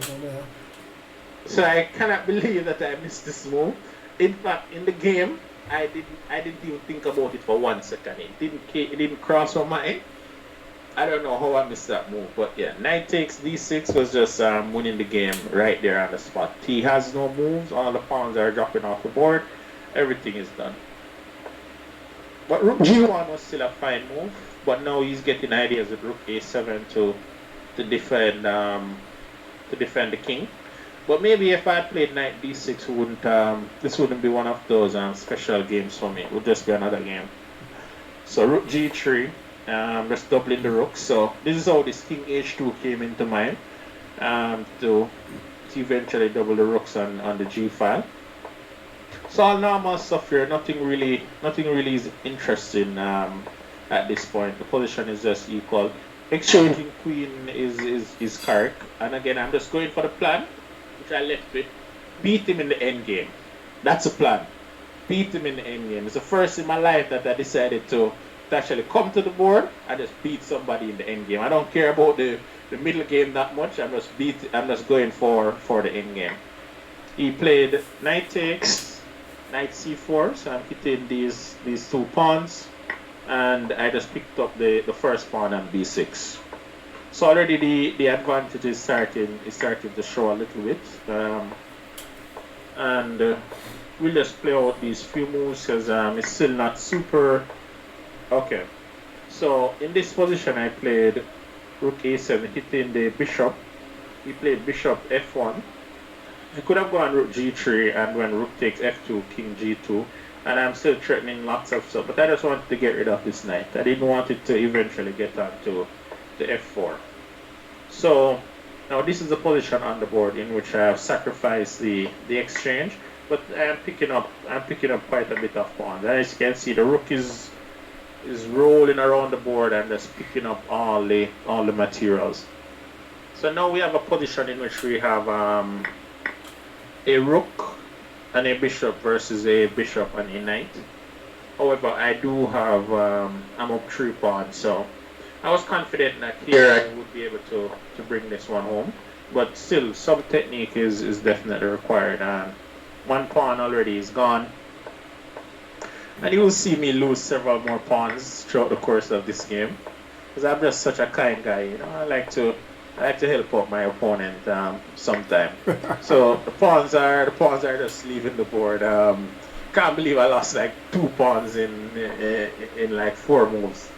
So yeah. So at this point now, it's now the bishop and the knight versus the rook. So that was one of the plans. Just push the pawn down the board and to win the bishop. So now the fun part starts. He checks me on h3. I activated my king. He took the pawn on d3, which is definitely a good idea to get all the pawns off the board. Knight goes to c4. I'm hitting d6, and I'm exchanging pawns because I calculated ish that this endgame should still be winning. I'm just trying to queen the pawn, and rook d3, and just improving the king. Took the last pawn off the board, and now I'm pushing the pawn. So now it's an important point. What should he do? I'm threatening to maybe go bishop d7, bishop d5, and just try to push the pawn home. So he took it, and he smiled at me. So he took the pawn, he smiled and said, okay, let's see if we can do knight and bishop mate. Now the interesting thing, before the Olympiad, I actually didn't know how to do this knight and bishop mate. I had ideas, but I did study this position exactly before the Olympiad, as well as some end games. So I was actually steering the game towards getting this knight and bishop checkmate, because I wanted this FM type to be special to me. And at this point, right, on Facebook, I got like 100 messages with congratulations when the knight and bishop position came on the board. Everybody was writing, congrats, I know you made it, the knight and bishop. I'm like, what if I didn't do it? So I took it, and he played king here. And I think I had like 30 minutes here, and I took maybe 20 minutes just sitting and thinking. I'm like, alright, for sure I know how to do this knight and bishop mate. But do I really? That's the question I started to ask myself. Do I really remember how to do it? Why did I get myself in this situation? But the problem at the time was I actually knew 2 ways to do the knight and bishop checkmate. There is some triangle method and the W maneuver. I actually studied both of them, so I knew both of them. So I literally spent the time there just thinking, which one should I do? I said, okay, I settled on the W. I'll just push the king to one of the corners. So, of course, black should run to the opposite corner of the bishop and ask your opponent if he knows what's up. So, the first plan is to get the king to the background, which was already done. And so the king is running to the corner. All of that is fine. So, the W maneuver is starting right now. The king will be trapped on the back rank, and you're going to walk the king all the way over to the same color square as your bishop. So knight there, bishop dresses back a little, forces the king over the board, and now we're just cutting the king off, forcing the king to walk to the other side of the board. King e1, knight back, so the knight is starting this W. Knight goes back to e5, the king moves over, the king follows his, he's trying to escape, but of course we'll have none of that. Knight here stops the king from going to b6, and once the king goes here, we use the bishop to trap the king from going to b5. King goes back, the bishop cuts the king in some more, so the king keeps going back to the corner. And king d6, now the king is on the back rank and it's much closer to this side of the board. And now black will try to run to the other side of the board. Then he uses a bishop to keep him over the other side of the board. King there. And we're still doing the W maneuver. The king moves over. I'm just following this king. And now the king is trapped on the side of the board. So it's just a matter of a few moves to deliver checkmate. And he was smiling the entire time, Dromo. He was like, what? So yeah, I'm there mating him. And now it's just mating too. Yeah, and he actually played to the mate. So I was quite happy that he didn't resign the move before the mate. A good sport. Yeah. Definitely a good sport. Yeah, definitely. So definitely a good sport. I was quite happy to deliver that shipment and to get the FM title. The games that you get titles off are the most special games. You have them locked away. There's just this good feeling about those games. You have them locked away, and every time you see them, you smile just a little more. Just a little more. Alright, so you know it's blitz time again, right? Definitely. So with that in mind, I doubt I'll ever forget how to do Knight and Bishop. Yeah, man. Yeah, trust me, really, really special. Well, at least in tournament, yeah. If it's bullet, sure, I could mess it up, but in regular chess, no. You're not going to mess it up. Who's up now? Alright, Raehanna and then Jaden, and then we'll tell you who after that. So Raehanna first. Wait, I'm seeing who's Dreams Ambition? Oh, well, let's see if Dreams and Ambition come in then by all means, Damion. We have to see this Dream and Ambition. Alright, and now. What a score! The score. And we have the score is not kind. So let's watch this. Future GM on the board. Come Damion, let's see. This was when I was very rusty. And I wanted to get some practice games in. So well, this was Brethren, say it after the game here. It was a good sport, you know? Yeah. To let me get some practice games in. Because to play someone 15 games, it's a lot of games. Alright, and I see K-Man in the house. And well done, Sean. Proud of your teams. Play this weekend in your debut in FIDE Olympiad. Well done. Well done. So very proud of you.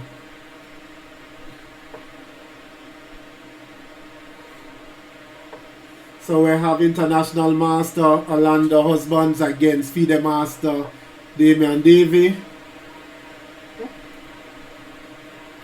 Alright, Warren said Davy for the win. Who betting him money? So let's see who take up the bet in the chat. Give me a little light before you bet all like the war. Just a little. Let me see now. What is this now? What is happening here?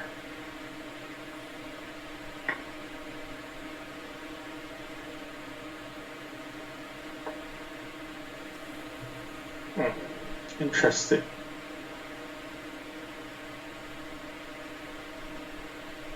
interesting in between.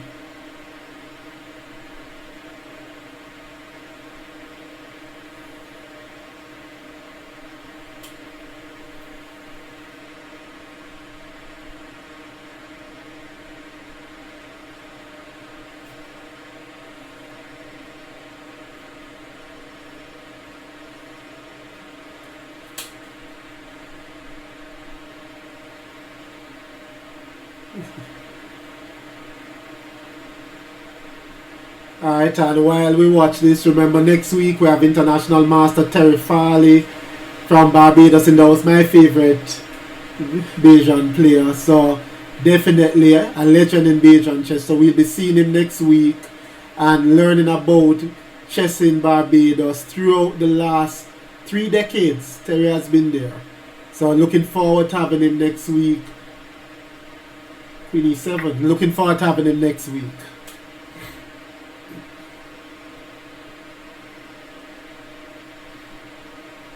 Hold on, Warren. Anybody take up your bet? Or somebody ask you how much money? I don't see you answer that yet, Warren. Today is Farley's birthday. If it is, then by all means, big up Sir Farley. Definitely if it is. But again, Shane, next week you can tell him when he's on.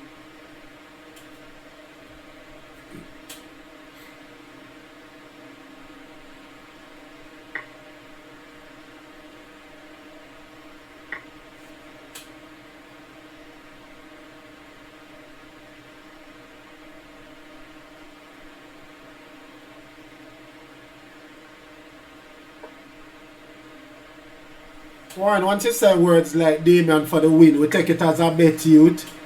That was a terrible blood now. Yeah, hush.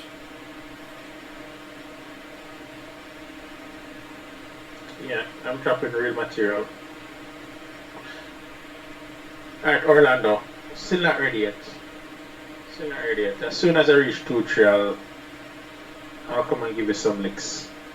Alright, so the win for International Master, and you hear it over and over from me. Come, Orlando, no more. The fans are here watching. The fans are here watching. Who you have? Hold on, you took somebody. Who you took from? This is talented boy. Alright, let's the talented boy in the house.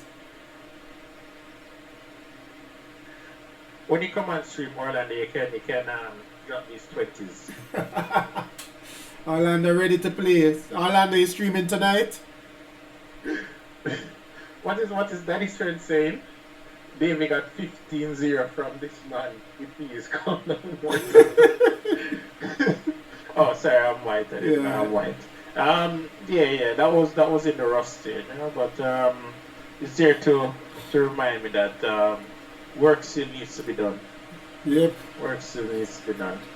Yeah, I remember the first time playing Orlando. He was still a beast back then, but the young man is in his prime. It was 2015. Yeah. So I could manage him back then, you know. But no, I don't know if it's the Bajan water or the flying fish, but somehow that made him extremely strong. Too tired to stream, alright. When next are you streaming? What happening with Talented Boy? Yeah, what I should have done okay, was, game move me, the time start. I should have played Bishop takes F3 first. That's what I should have did. That was the card card. I just didn't see what's this knight e5. I didn't see this knight e5 thing. Alright, this French thing. You know, I don't like to play against the French. Wednesday, alright. What is this now? This line is lost, you know what? I can't remember it. That's just my idea. F5, some Queen G3 business. Yeah, in my mind, this line is lost, but I can't remember. I can go for the poison pawn still with 97. But yeah, I've played F5 before against some IM from South America. I think Shiraz demonstrated that this position is definitely not good for. It's not bad, but you have to know it. The margin of error with the black piece is not that great. Since I don't know what to do, I'll just play some moves and see if things work out. The tricks are there, you hear? Let's see if him know them. Is this some knight e4 business? Knight takes d4 business? Already? That's why the trick Yeah, started. that already looked funny. There's a queen c3. But he takes it now and let's castle. It is what it is. Can't live in the past.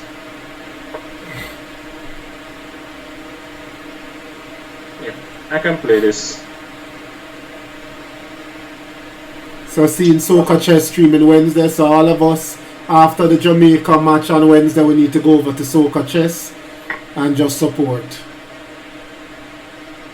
Definitely good stuff. And yeah, I can play this drama. It's just a pawn. What's a pawn among friends?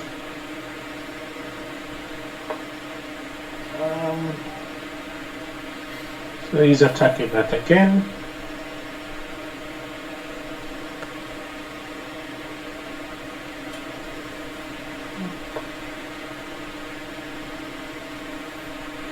Pressing along.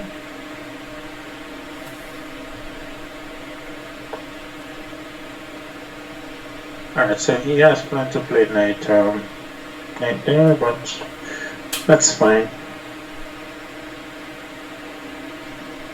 I'll still have the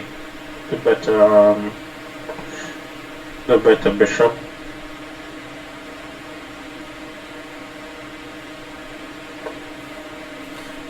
Sure, as I'm just not showing the work yet. You hear Damion coming back, so I just don't want to show the preppers yet.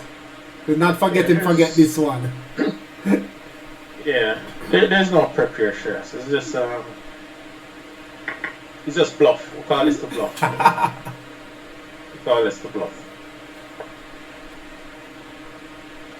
Get a playable position and then see if I can get lucky. Alright guys, so open section. I didn't see either Raehanna or Jaden sell the challenge. So you send a challenge and whoever Damion pick, that's who will play. 2 more games after this and then we'll go back into one of his games. Alright, how should I handle this thing, you know? That rook should have gone to f3, that was a mouse slip, but hey. Maybe it was going to go there anyway. Since that one didn't work out, let me just try the other one to do. Yeah, sometimes things doesn't work out, especially in chess, and you can't dwell on it, you know. You still have to play the position on the board. So I'll go rook f3, and alright, this king is starting to look a little too cozy. Yeah, 1 game per master, Darren. You have to think there. Allow everybody Darren to play. Darren wants to beat me up. Virgin, I have to put up with it in training now, so Darren now get another chance at you right now. Yeah, Darren is by no means a weak player. I can't believe I'm down a pawn. So Wednesday night you're playing spectator Soca Chess. Can I send my young masters after you on Wednesday night? They seem eager to try beat up Damion.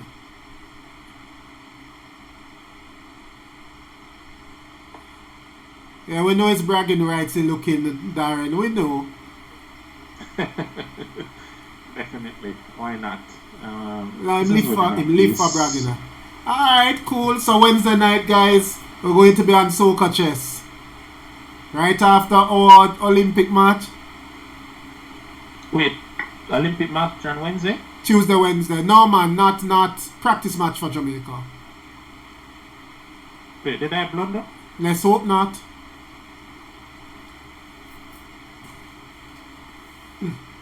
Boy, Soca, you're going to have to send me that list to make sure. Because I sure have a couple on them.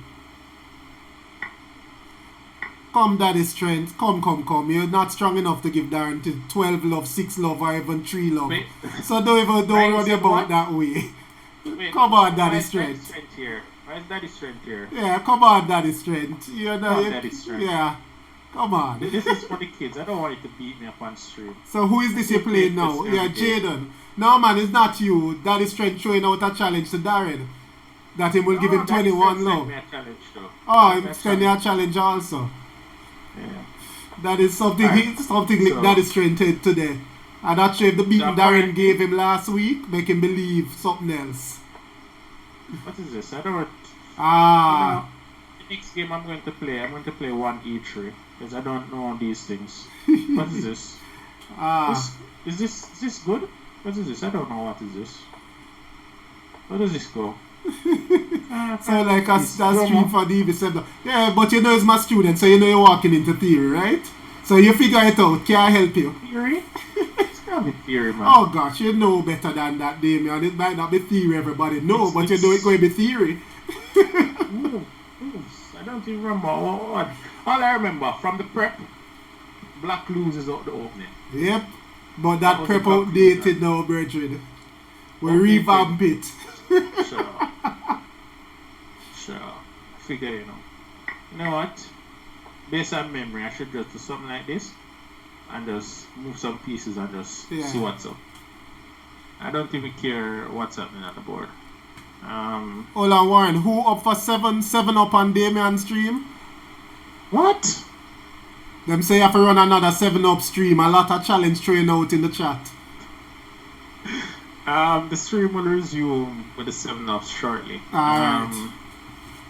What is this now? I don't like when people attack my things, you know. I don't even know how best to defend it. You know, I'll give up the pawn and c2. I can't live without that. Because I'll probably get 1 tempo for it. With bishop d3. I'll take that 1 dege tempo on castle. Oh, Warren, if it's daddy strength against Darren, nah, we can stream that. It will be a short match. Darren just going to win. It's not going to be a long match. Oh my. Alright, let me go back here. He will play knight g6. How should I handle knight g6? I don't want to play queen e2. Queen e2 looks anti-chess. Alright, Let's try to play bishop somewhere and just sacrifice this pawn. Maybe I could go b5. Knight takes e5. Queen e2, h4, h5. Queen e2, queen. Yeah. I can't really give up any pawn. I'll probably just castle queen side. Alright, just kidding. I don't want to castle queen side. I'll go king side. If h5, I'll just play queen e3 and bishop d3 and castle king side. Alright, so Wednesday I'm going to enjoy watching Soca Chess channel on Wednesday. Definitely going to enjoy it. 26? Who's disrespecting Soca Chess? No, I think it's something with some internet that was a response. I'm not sure exactly what that one about. But you know Brandon. Brandon is a very respectful person. His score is in the 20s, you know. They're counted in 20s. When him beat you. Him don't give you any chance to have a chat. Yeah. It's in 20s, so I've watched him give a couple 7-ups, so I think if you open 7 up is not even enough. Yeah, but I think if you open your mouth to him, you have to be on form. Yeah. Can't accidentally open your mouth to him. You'll be punished.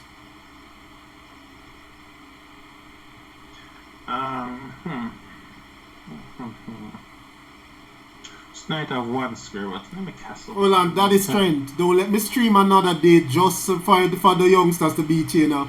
There's a time to humble after that last game. It's humbling time. I don't doubt the strength, but you can't run him out of the man who beat you that way so quickly. Who beat him that way so quickly? You're talking about the game that at the beginning of the thing Darren against him. Oh, okay. That little massacre. Yeah, so you can't talk about 21 love after that. You're humble for a second.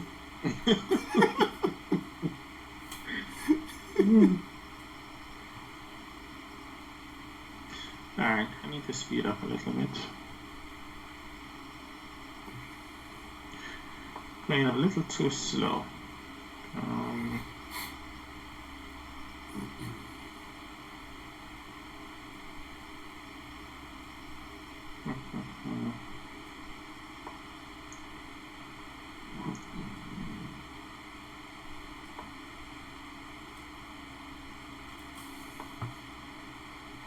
He was threatening 93.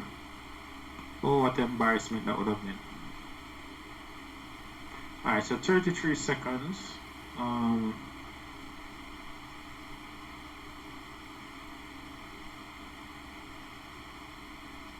What do I want to do in this position? I have no idea.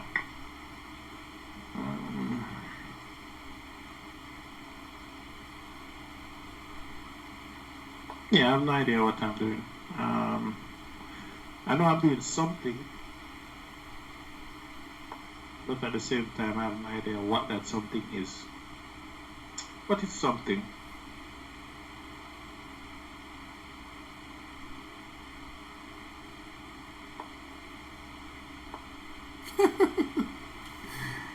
Boys. People would know actually like that is strength, but I keep telling him time and place, that is strength, time and place. Because I do believe full of potential, but just time and place.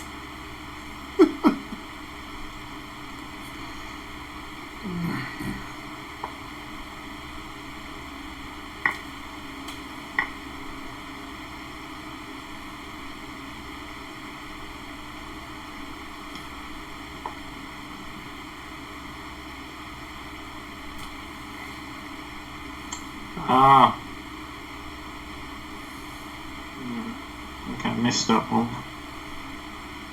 And don't see it yet though. Yeah, we probably will see it shortly. Yeah.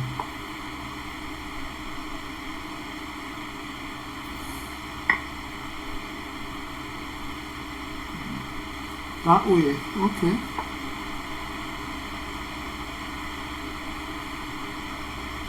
Don't you force the hand there, man? I think you force him hand, but yeah, should be still be good.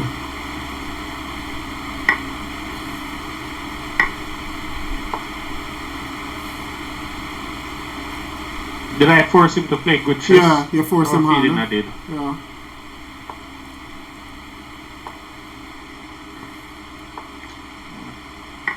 See a trick, give a trick like a pot so.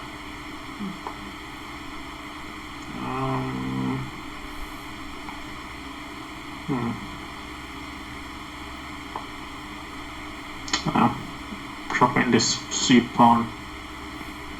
I'll miss this pawn shortly. There's already queen f3 check. What is this now? Time. Let me play here.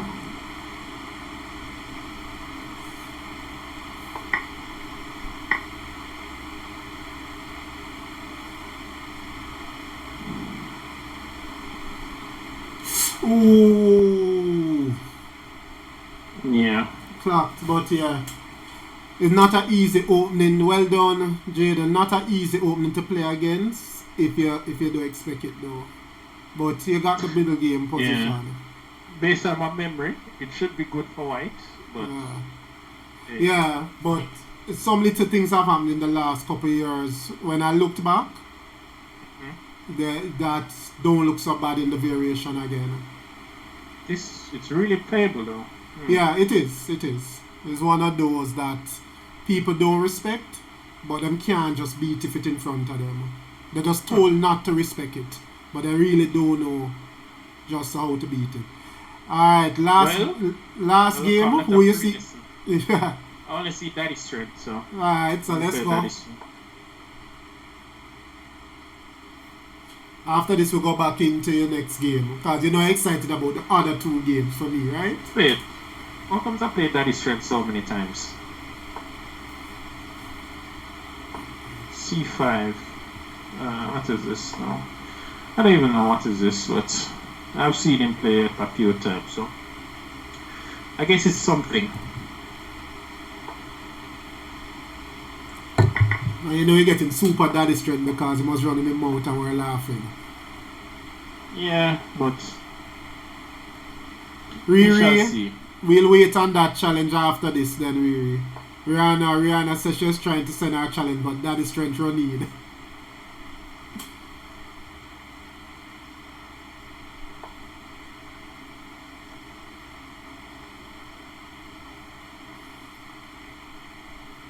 that it's trying to study some theory and this, and I don't even know what is this. So let's do the normal. It's supposed to be called the bad Sicilian. But let me just attack this one and push.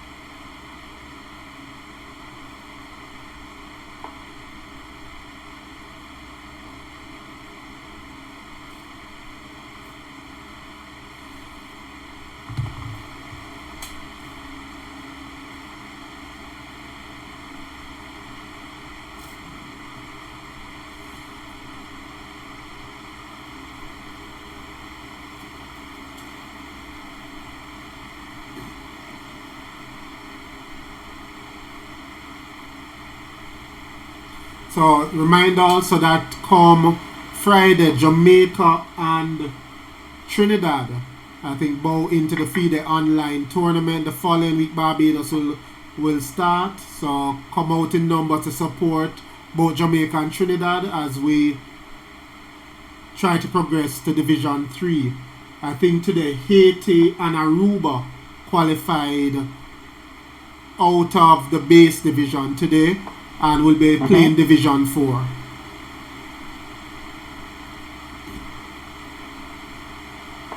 Yeah, and I think I will be I'll be streaming that. Yeah. But we shall see. So we'll talk to you. We're going to talk about your YouTube channel soon because you know of that. I'm very proud and it motivated me. So we'll talk about that. I think 3 matches per day, Shane. 12 o'clock, 1 o'clock, 2 o'clock.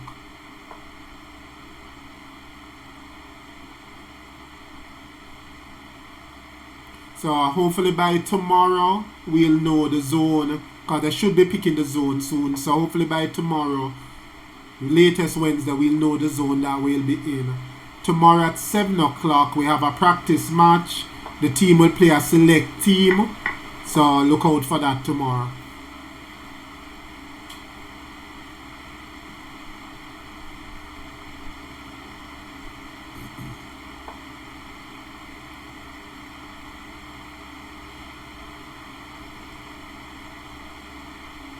So tomorrow is a practice match for us.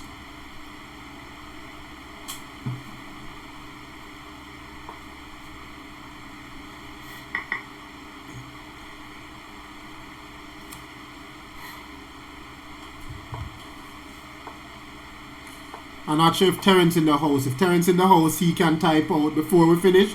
He can type out the pairings.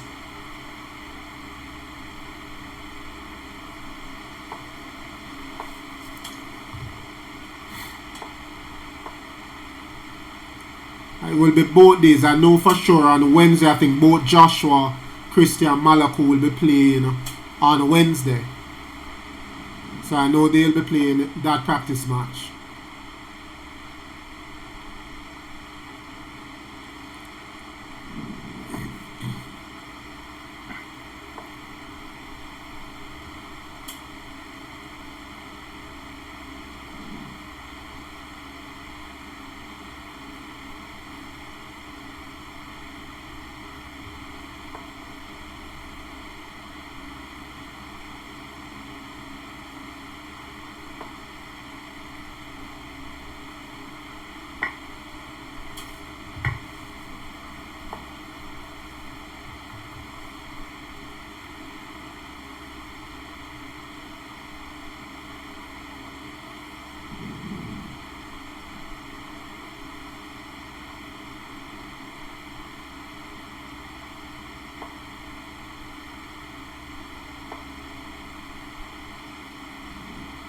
Thanks, Terrence.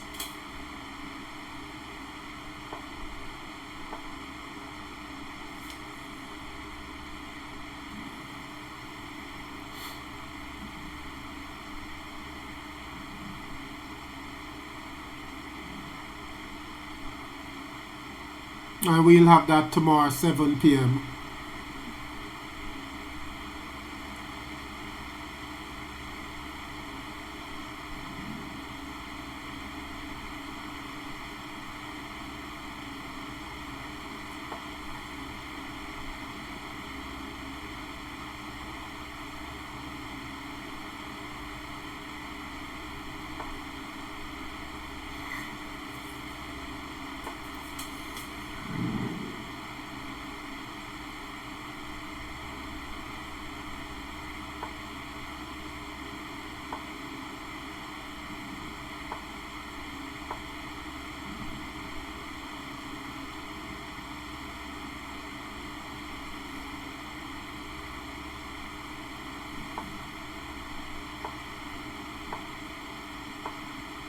Alright, so that is Trent.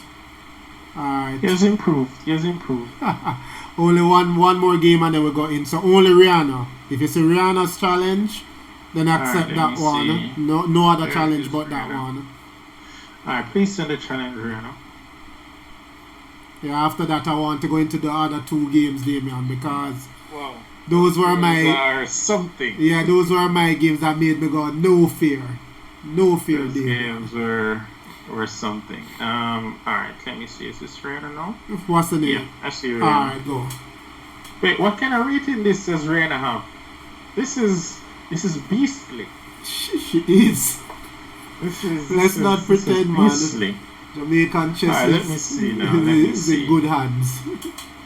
You know that I like to cheap out these knight c6 systems with bishop b5, right? But today I want to indulge, you know? Is it because you know a Sveshnikov not coming? Nah, it doesn't matter which one it is. That's what I want to hear. I just want to I don't want to play any offbeat lines today. I want to give everybody a chance to play some their main lines.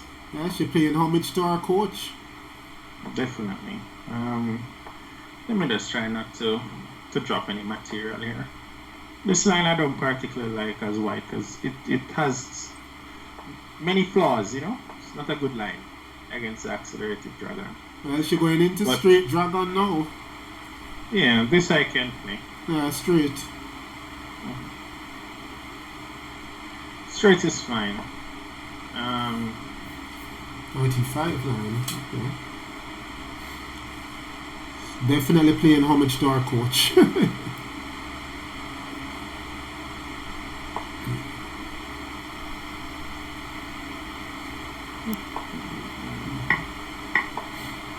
I don't even know why I always play King B1, but years ago when I was studying the dragon, I was told that it makes sense. Yeah. And I've never questioned it since then. After Anand gave it the stamp of approval, I don't think anybody in the world questioned it. King B1, the attack is not worth it. Nothing on the king side is, in general, nothing is worth this this attack. Let me see now.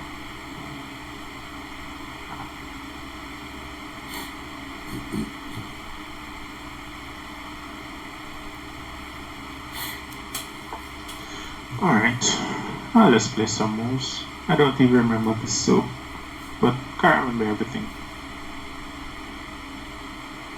Today I will fake it until I make it. She's attacking, I'm attacking. The fans are loving it. Now just imagine if I played bishop b5. We wouldn't get any of this lovely stuff drawn. No, we wouldn't. The fans are happy. The fans wouldn't be happy. Wouldn't be happy with that, with those Interessante. Let me take this.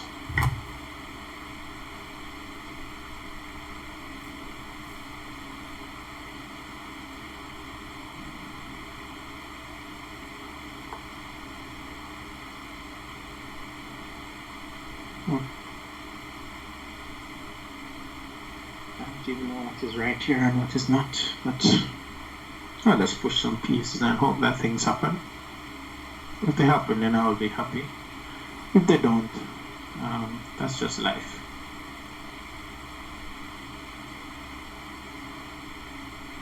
You know, when I was a junior drummer, the Dragon was the first opening I ever studied. How comes? Because that wasn't an Equi opening, so how comes? No, Equi wasn't my coach initially. It was the only book I had. Ah, I studied it. That's how it comes. Yeah, it was the only book. I didn't even calculate anything there.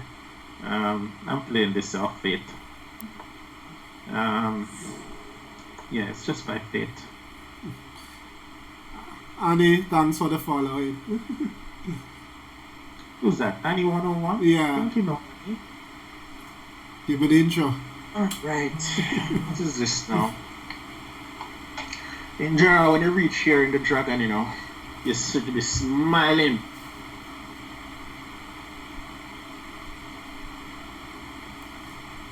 That is strange. Trust me, juniors look good right now. And you, Hakeem, and Josh is supposed to be the leaders of the pack, so we're looking good. Wait. Did I even calculate this? I don't even remember. I'll be honest with the drum, I don't remember calculating anything there. Thank God you have time. I don't even think I did.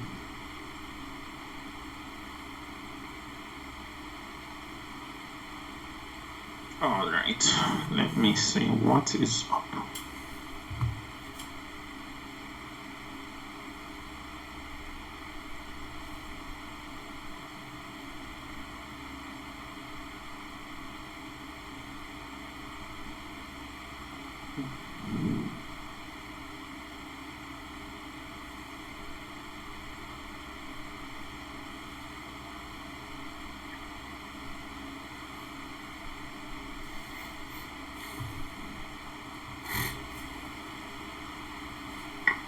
Agreed, Darren. Agreed.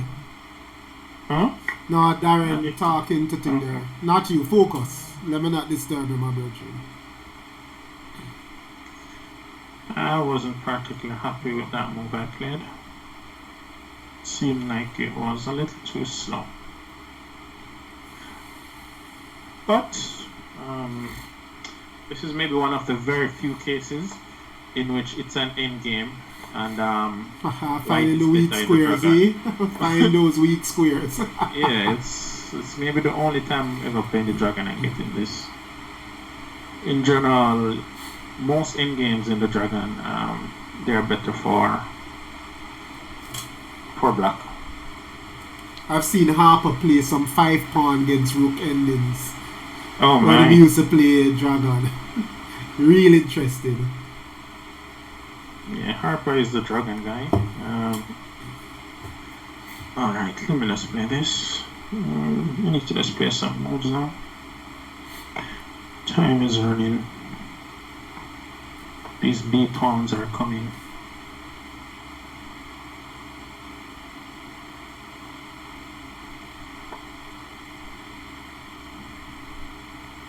I want to just put this knight pawn on F5 and see.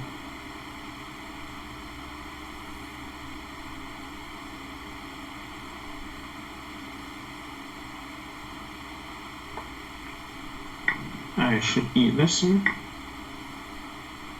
I'm feeling I might regret this move, but for the time being, should need to play a few moves before I get mate.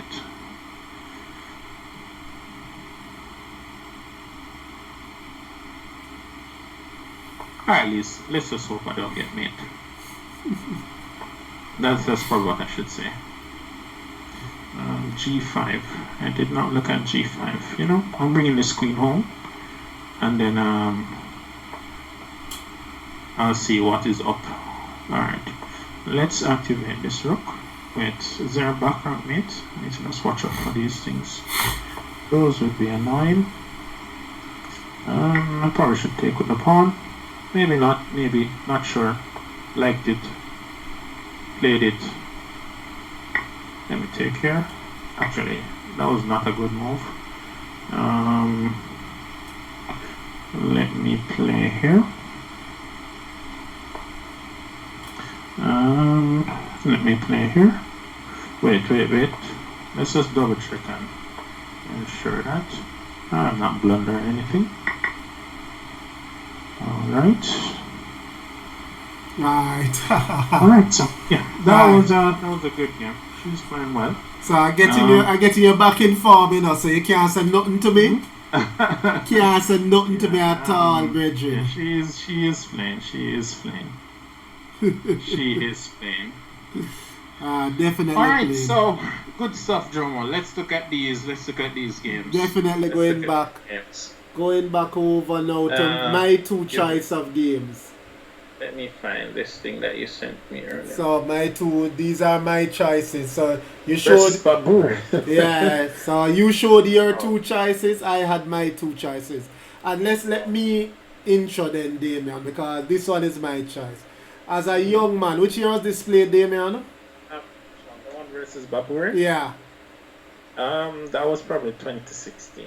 2016. Yeah, that was 2016. And who was captain at that time? You were captain. So one of the things when I have no fear on my team is that I don't have a fear. It don't matter what name brand come in front. I had no fear putting him to go play Barbarin. What I loved about this game is that Barbarin is the leading expert on the Alekhine defense in the world. He just the leading expert in the Alekhine defense. Nobody recognized as more proficient or as a bigger specialist in the Alekhine defense. And I love this game because you went after a specialist in his line and did not back down.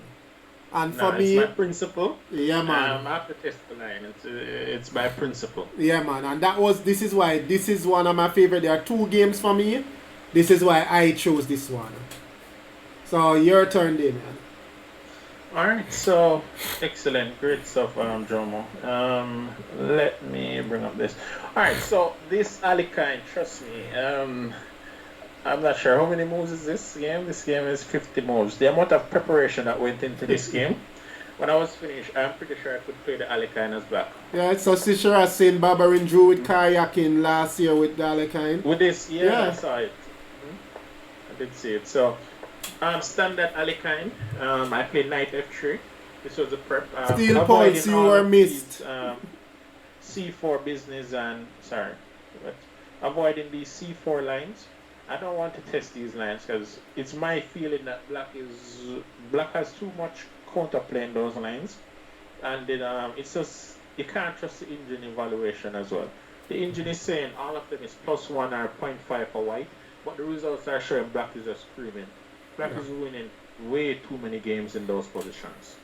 So I chose knight f3, principled knight takes, c6, bishop e2, bishop f5, castle.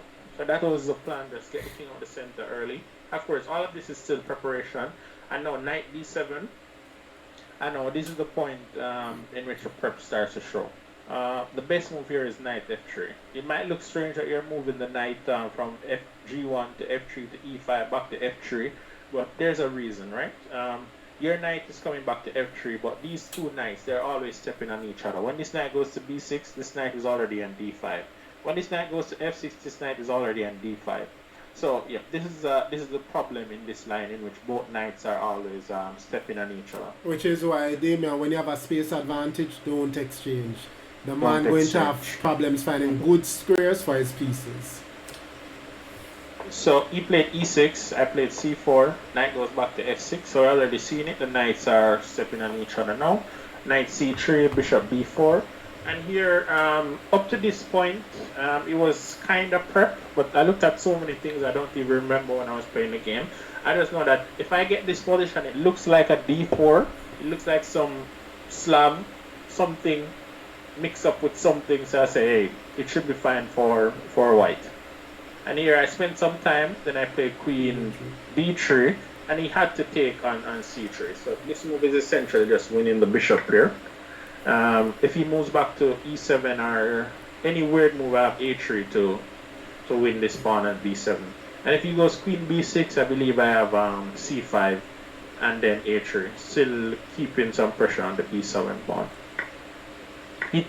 I took, so I won the bishop pair or the opening, and I played b3, h6, pretty normal moves, so my development is completed.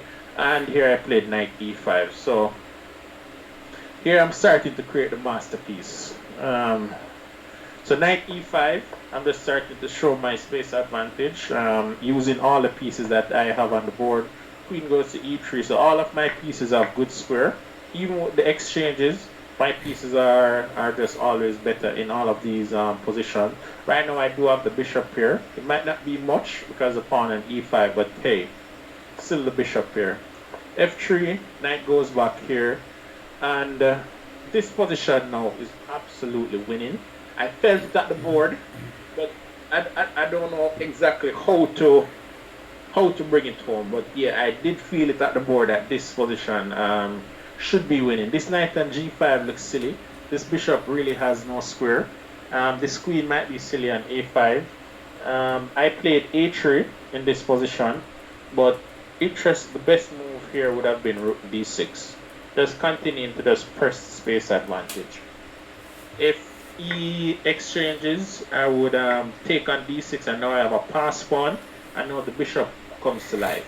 And he can never take on a3, a2, because this, sorry, the move order is correct. Yeah, queen here, attacking mate, and then rook a1 wins the queen. So yeah, that was the main idea. Rook d6 would have been absolutely crushing. But I did miss it, but the game goes on. He took on d1, so he's exchanging pieces, and we have an endgame on the board. In this endgame, I am up. I have the bishop here. He has some weaknesses. This knight is silly on g5. So my assessment of this position was, hey, I have to be much better. Now I'm just playing for the win. So even in this endgame, the bishop went there. Now when I exchanged the queens, I'll be honest to you, I thought the game was just over once I exchanged the queen. This knight has no square. The bishops are dominating the position. The king should just walk up to b6 and just take the pawn and b7. Yeah. This is it looks clear even looking at it now. I was confident when I saw this on the board today, man. Yeah, this position it should win, but what was my rating at this time? Oh, the same. Maybe it crept in. But even though the position, he's finding ways to defend. Which is resistance. So this is what happens against strong players. Resistance. And maybe in this position, maybe I could have played much better because I just thought the position was just winning and it would win itself. But he just kept finding moves to put up some resistance. Even after I played bishop h5 to trap the king on the king side, I said, yes, it must be winning now. g3, and the engine is saying it is winning. I felt it was winning, but I just don't know how to win it. I know he played c5, sacrificing a pawn, and he should be dead lost, but... Hold on, what happens if bishop e8? Bishop e6? Bishop c6? Bishop c6, yeah. I mean, I take the pawn, but that would go into the opposite colored. Yeah. No, not that way. I need another way to do it. So yeah, I did see that way, and I think that was the way he wanted me to go. But the most accurate way in this position was just g4. Play on the other front. Play on the other front. Set some weakness on the king side as well. He can't take on g4 because the bishop on e4 it would be hanging. And you can force the e6. You can force the e6, the pass pawn on e5 with bishop g6 after. Yeah. Forcing the take. Yeah. Is the only move. Yeah, because you have to stop. You have to stop bg6, and now you take it clean. So yeah, and this position would definitely be over now. I mean, there is some compensation, but not much. Yeah. Not much. Steel Pulse, I think he played it correctly. The king needs to go towards the queen side. But I think you just miss the chance here. Two weaknesses. One was there, so with g4, play on the other front. and it just seems to be winning. Yeah, I just needed to switch over the other front Yeah. and create more weakness because I do have the bishop. The knight is just defending on the queen side. His only active piece is the bishop, but I'm playing with 3 pieces, 2 bishops and a king. Yeah. And he played bishop c6, and now he's starting to put up his Fortress. defense. Yeah, the fortress coming. Yeah. Objectively, the position is much better for white, and white is almost still winning, but it's just way more difficult. What would have happened? Well, it don't matter because now you're going to take and go into the end game. I was going to ask what would happen if you did the bishop, but let's see. Yeah, I did take because I thought this end game was good too, but he found some. He's creating the pass pawn. So here. Yeah, he's creating the pass pawn. So go back here with BH5, a G6, yeah, because he must play this way. Is there any way to stop it with like BG6? Ask him to use up his moves.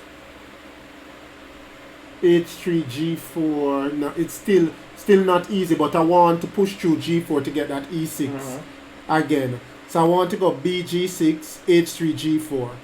That sort of idea. Yeah. And it does seem like a very playable idea. No, just another idea. Because the pawn's on the light square, I want to just try use that up as much as I can. But let's see the game. Yeah, and in this position, in my mind, I thought that it was still much better. I didn't think it was winning anymore, but I thought I had the chances. But with this G5 move, creating the pass pawn, counterplay comes. No, it's just a dead draw. Yeah. And once this is played, it's just a draw. And did I have to be careful somewhere here? Yeah, no, it's just a draw. I mean, I'm up a pawn, the pawn there's is not no working entry. anything. Yeah, but there's no entry. Yeah. And is there entry now? I can't. No, he has a pass pawn. F3. Yeah. So there's no entry in. You just have to sit back, kick back. Yeah. Too bad. That would have been a nice victory. Yeah. It's always almost coulda woulda. Yeah, but the key is that you don't drop them to losses. If you drop them, you always hold half point in your back pocket. So I enjoyed that game because it was one of those where I had faith and I was like, Damion, nah, Mr. Reliable not going to let this one go. And again, should have beat him. Again, faith was shown in the second game. So before you do that, Damion, you see the question, your sentimental team and your dream team. You thought about that? Yeah, I did. Alright, which one do you want to tackle first? Your dream team or your sentimental team? Alright, so the dream team for me would be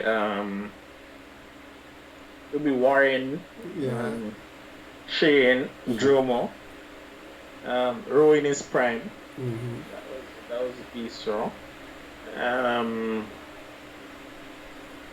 You and who else? Who is the sixth? Yeah, I'm thinking about it's 5, right? It's 5.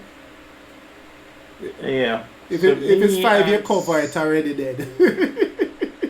Yeah, so how many? Warren, Dromo, Shane, you, me. Wasn't that almost a team one time? That was that's the one where yeah, 2012. That sounded like a team. 2012 team.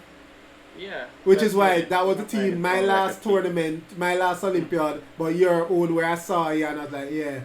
I wasn't worried about not playing Olympiad. I thought you and Mala would then steer it and still going to steer it where it's supposed to be Jamaica. Worse with them young guns. Picture you and one with them young guns here. They're quite talented. Yeah, man. Yeah, man. Alright, who's your sentimental team? Alright, so I picked Josh, you know. Joshy. I definitely picked Josh. And let me tell everybody, the sentimental team is who you would want. Like, if you could put the people you really want to sit down and play with, then that's the team. So Joshy. So you get Warren one. said he doesn't remember that team existed. Yeah, because Shane missed it in 2012. Yeah. No, he did qualify. He just chose not to play. Mm-hmm. I think something like that. I don't remember. I don't remember the details now. Yeah, So you and I pick Joshy, Joshy now. yeah. Joshy is quite strong. Um, I definitely pick Warren. I'd pick you. Mm-hmm. So the one person I think I'd pull off now is probably Raw. And put Probably Joshy. Raw. I'm Here, Joshy. so here's I'm something. put, You can get to play with Joshy in 2 years' time, you know. We'll build a training program. I see Shiraz jumping up saying him training partner coming back. So I see him in the chat all yeah. excited. But if you and Warren definitely not coming back, I have to squeeze Shiraz on the team for sure. Shiraz has the work ethic. Just need some results with it now. Alright, there you go, Just there you need go. some result. Need to cap a few 2-3s and a few GMs. And then the confidence going come and we'll be all celebrating. Hmm? Definitely. Don't limited. They Shiraz beat 2 of them. That's it. Yeah, I agree with you. I agree with you. That would be it. Because if you remember in the South Africa game, that was one of the things that showed so much faith in him in the South Africa game. Because I know if he need to deliver, he will deliver. Mm-hmm. And he did deliver in that game. That was a good game. It was a beautiful game. Beautiful game. Alright, so the second choice for me was against another player that you see author a whole heap of books. And again you walk into the one of them systems. Yeah, and again I can't run, Drummer. I can't run. And you shouldn't run. I can't do it. You shouldn't run. Beat me if you can, but I can't do it. I can't run. So which Olympiad was this? What's my rating? Oh, this is the 2016 one. The rating is so low. 2016, yeah, so, the one where you ran from nobody. And most people should know John Shaw because author of many books, very, very strong master. And again, Mr. No Fear showed up without fear. And tell us about this game, Damion. Yeah, so a little bit before this game, this was 2016. So in 2015, I was 22-20. I got that by playing in Jamaica. At that time, everybody I was playing against was like 1800 FIDE and 1900 FIDE. So I literally had to be beating everybody in every tournament. Can't even afford draw. And then I took a break. And then I went to Suriname, I think, and I played a terrible tournament in Suriname. That tournament was so terrible, I don't think I remembered how to move the pieces. And then I lost like 50 rating points in Suriname. And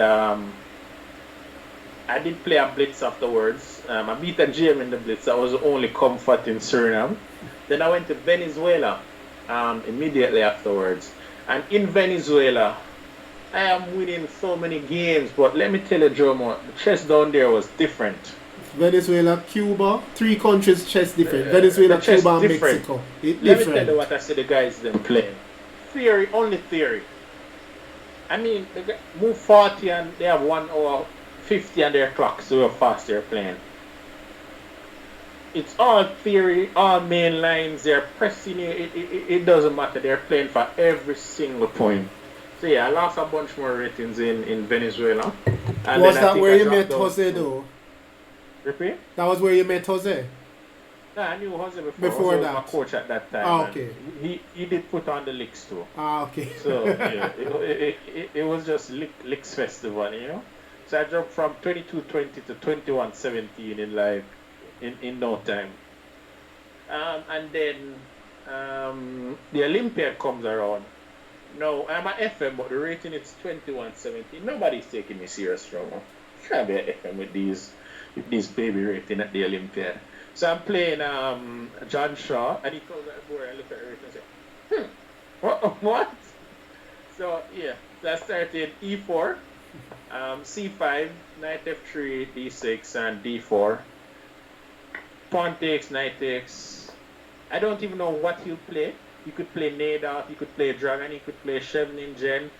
Oh my, he could play Classical, so, he could play a million and how I knew he came to fight is because I had studied at this time, I had one of his books which I had studied, which was the Philodores. Mm-hmm. So I knew that he also played the Philodores.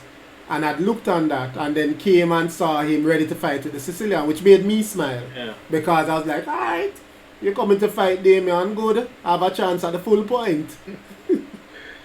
Yeah, so knight here and he played bishop d7. I'm like, wait, what?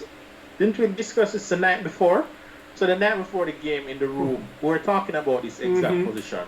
What do we do if somebody plays bishop d7? And the conclusion was just play chess, because it's a tricky move.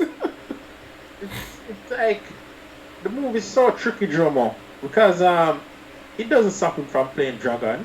It don't stop him from playing the Raza either if you play. Exactly. It doesn't stop him from doing anything, and then just highly flexible.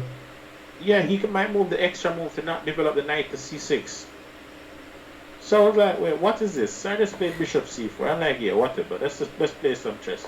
He played knight here, and I'm like, what is this? I have no idea what this system was. It's the first time I'm seeing it. I have zero clue. So I just said, alright, let's just play bishop b3. It's your move. I'll see what you do.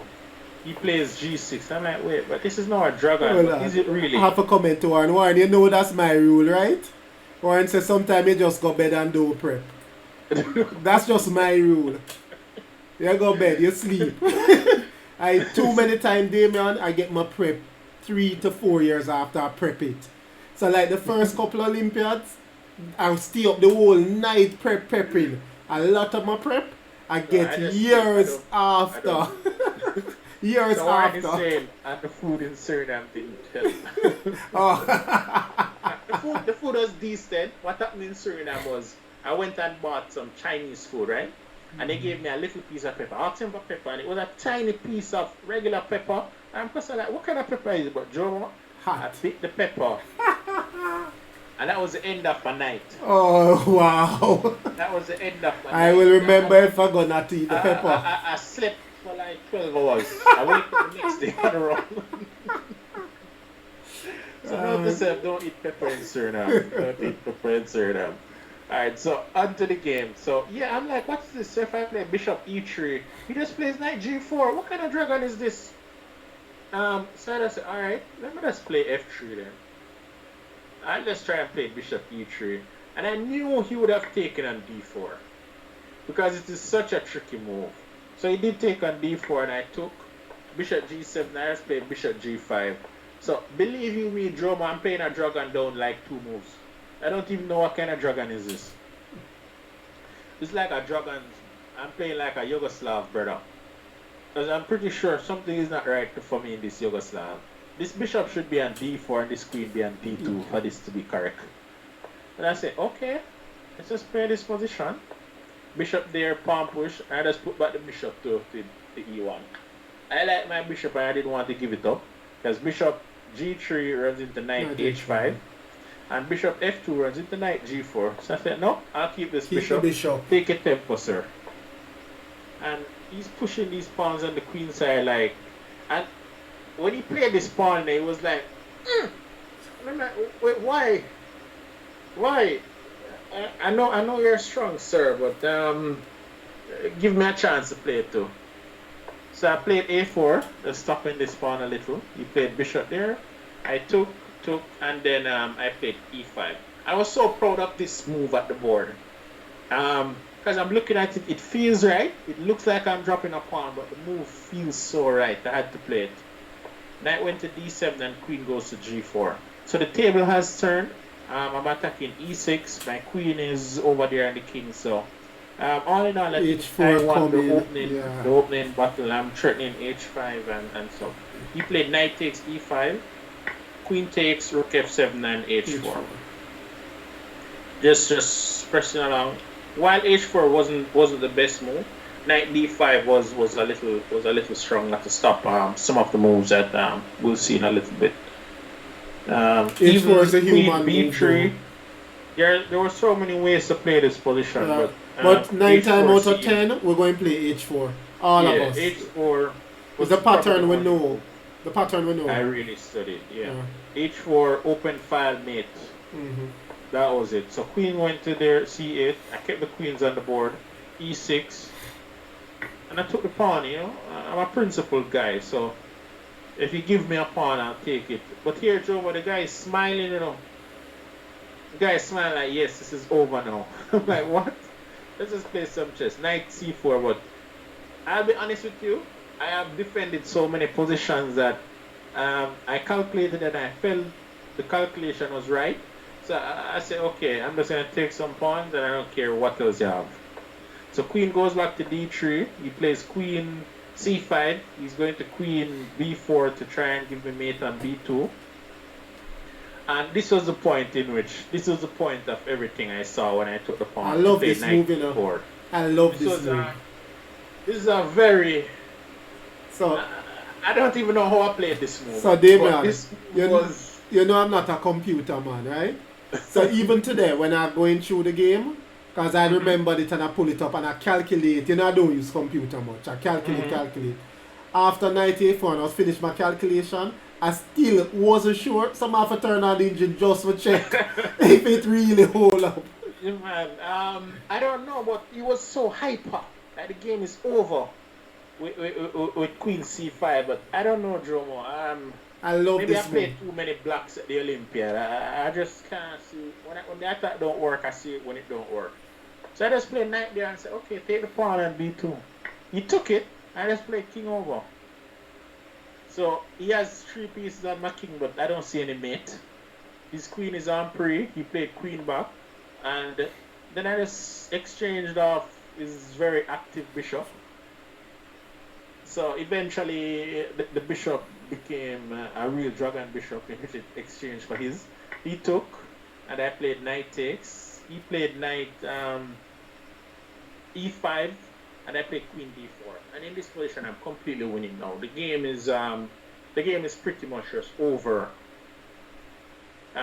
He played rook c8, and I just took the piece. And Jomo, this would have been my first GM victory. I can be honest with you. But maybe I shouldn't have looked at him. This was a problem. He was just about to play queen takes c3. Which would have allowed and at the last second, he changed his mind. I mean it like at the last, he was about to touch the queen. And he looked at me, I looked at him, and he changed his mind. So, queen c3 loses to rook d8. He can't take, queen drops. He has to play rook f8 here.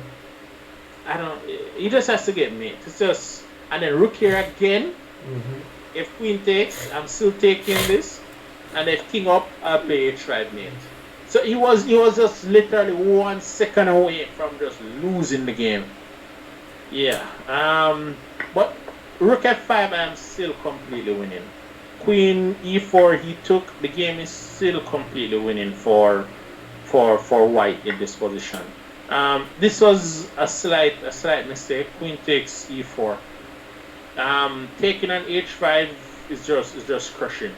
The point being, if you take on h5, the obvious move rook c4 is just to get the easiest getting mated. There's not enough pieces around the king to stop the rooks from penetrating and delivering checkmate. So h takes, and what could he play? Now if queen takes, no queen takes. So it was literally a move order issue, and I think I should have seen it. This is like move 20 something, more than likely had time. But I don't even know what I calculated, but maybe I didn't. Because I took this and then I just gave up, I took it on e6 with the queen, and I think I gave up quite a bit of advantage here. The rook goes back to start defending the queen, and I have to go queen b3. The funny part is the queen is already protecting c2 in this position, so just take it and that would be a game. Yeah, so literally the victory was right there to beat this GM, and it slipped. But let me play him again, and I will fix that. So yeah, I played this endgame in which I'm winning pawns, but it's not really too many rooks is on the board. I can't trap the king over the king side fast enough. He just has enough counterplay in this ending. So yeah, I couldn't keep the king out because the king ran. Alright, but here I probably could have pressed a little, but it's still extremely difficult. And now my king is cut off and can't make any progress. Yeah, so a slight misstep there with missing h takes g5, which is the move that should be played. It's where is it? The win, yeah, but the win will come, you know. I think you are the Jamaica with the most draws against James. Yeah, too many. I need some wins though. I need to, The but the win will funny come. thing, all of those wins I had at least +2 You are winning in all of the draws, yeah. in all of them. Yeah. So It will come. It will come. in this position, just taking an H5 and that's the game. Yeah. The game is over. There's no move. There's no counter play. There's nothing. The game is just over now. He has nothing. Yeah, he has nothing. And the queen always centralized, and then I'll just bring in the heavy pieces. And I think he had like 30 seconds here. A blunder would have came, and the game would have I would have won the game. Yeah, I don't doubt that. Really fascinating games from you, and again, you know the motivation. Shiraz in the crowd, everybody in the crowd saying we're looking for you to come back. Mario talking about good defense and all of that. But really fascinating games. Damion, every week I ask this question from my son because he says he wants to hear from every master. What's the biggest obstacle you have had to overcome in your life, and how did you go about overcoming it? In chess or in life. If it's in chess, but he was interested in life because he has said that he has seen all of you and he admires all of you, but he's at that age where you know as a man you grow up, you're going to have obstacles. So he wanted to know from each of you, what's the biggest obstacle you have faced in your life and how have you gone about overcoming that obstacle? Well, the main one would be is always having a feeling that you're starting from behind in most stuff in terms of the financial aspect. Just that initial boost in life that would get you to the next step. In reason why I say that, meaning that initial start, the prep school start, high school start, the way is already paved for you. That wasn't there for me, so I had to put in extra work there. But especially growing up, extra work was required there. Initially, I didn't have a coach, so I had to coach myself. I had to learn most of the basics. In terms of, I just followed what Kasparov was doing and picked up Kasparov rep. I said, he's the best, I want to be the best, so I'll just follow what he's doing, except for the Sheshnikov. I did pick up that one from Warren, because he was the best in Jamaica at that time. I said, okay, Sheshnikov is the only Sicilian in which they won't mate my king, so I should play the Sheshnikov. Yeah, so it started there, and so it's really about overcoming that initial hurdle, because it's really how the cards are dealt to you. Sometimes some persons will get a better hand. If it's poker, you might start out with a 2 and a 7 or something. That's a terrible hand, but you have to play from there and try to improve. And the more I focused on it and the more I worked harder, at that point it did start to get easier. So I did go to university. I left Camperdown, and but that schooling at Camperdown was pretty good.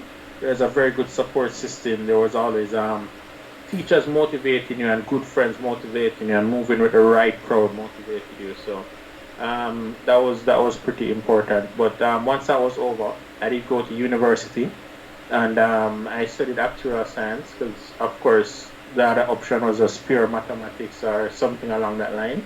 And I just wanted to be different. I always wanted to take up the challenge, so I did actuarial science. Then I started to work at Grace Kennedy. I worked there for such a long time. I might still be working there, I don't know.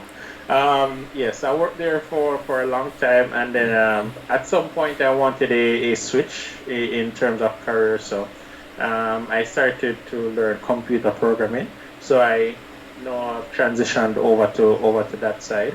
But it's always overcoming the obstacle and thinking that you need to look further ahead, because right now it might seem very difficult, but you still have to look further down the line too, and you still have to work. You can't choose the easy path, because if you choose easy, you might just get exactly what you choose. You know?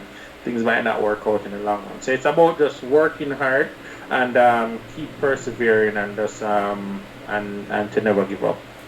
Let me ask a follow-up question because what I see as a finished product is a highly confident, hard-working young man who I am proud to have seen develop from Camperdown days to now.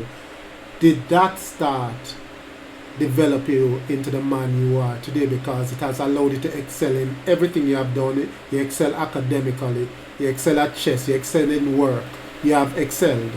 Did that background allow you to, or pave the way for you to be the man you are today? Yeah, definitely 100%.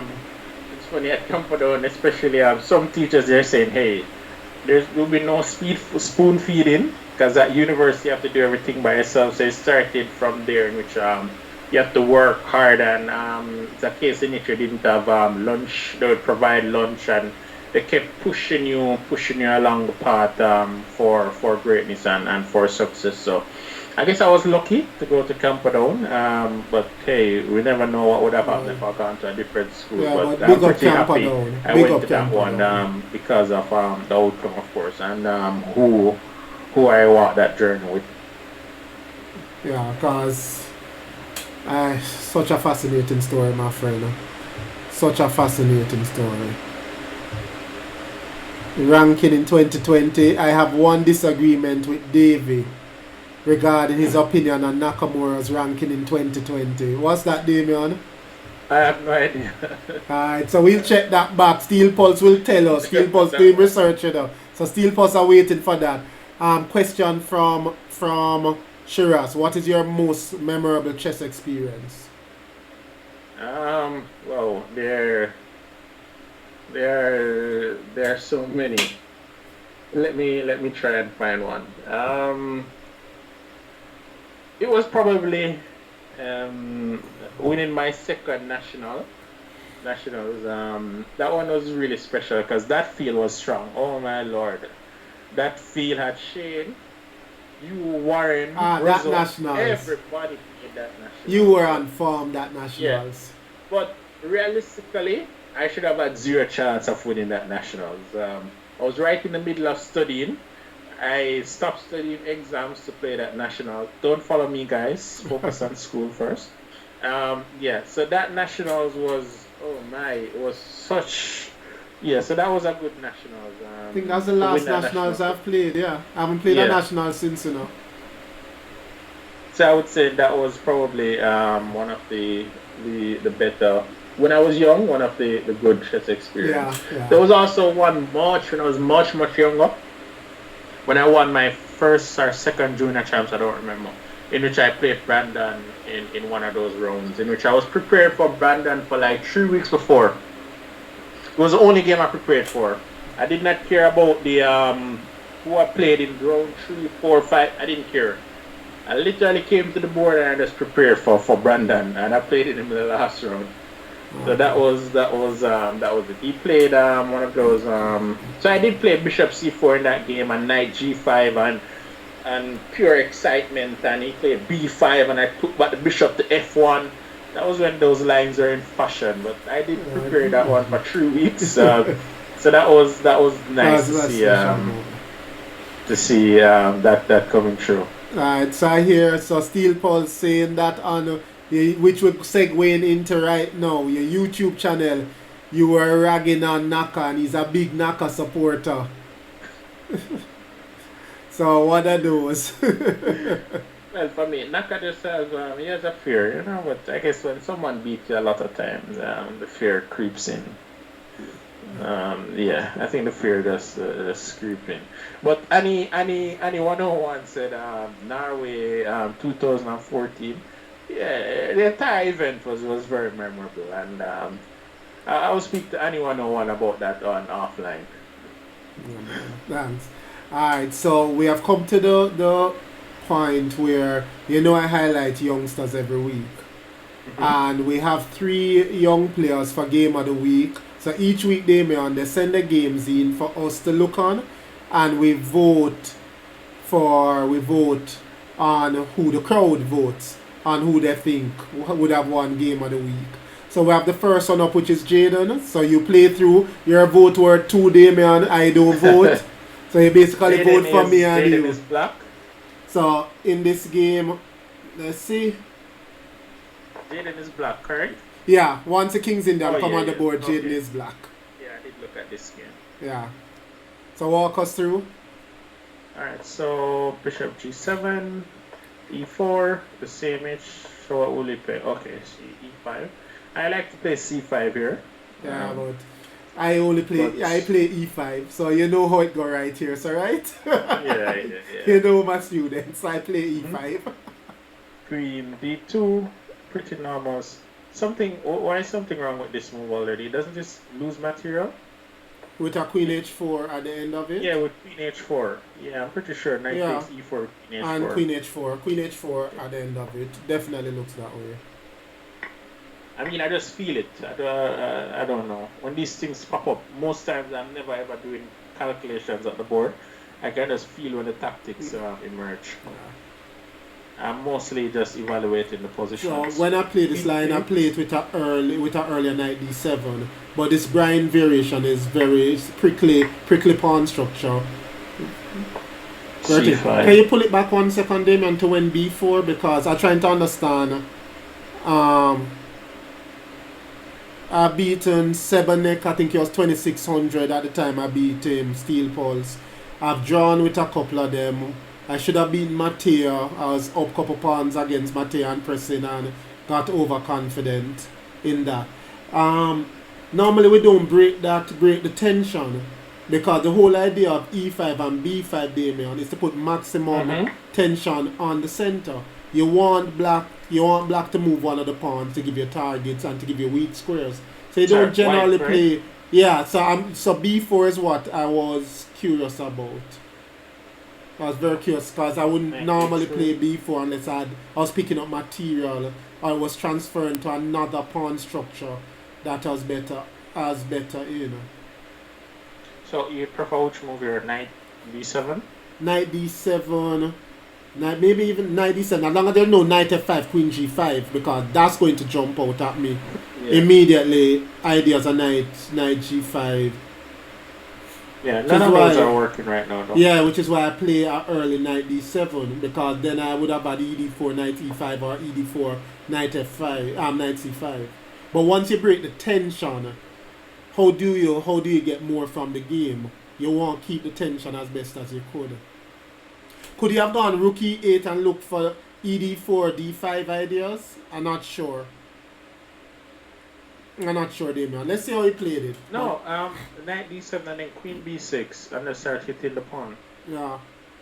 Because I just don't want to break the tension with b4 as yet. Alright, so knight b6, knight j3. But he should be better in this structure now. Yeah, he should, b4 for d5. D4 for d5. Knight gets to d4. Yeah. Okay. Maybe knight e2, knight back. Castle. So we have an all-out Why fighting. am I starting to like white's position now?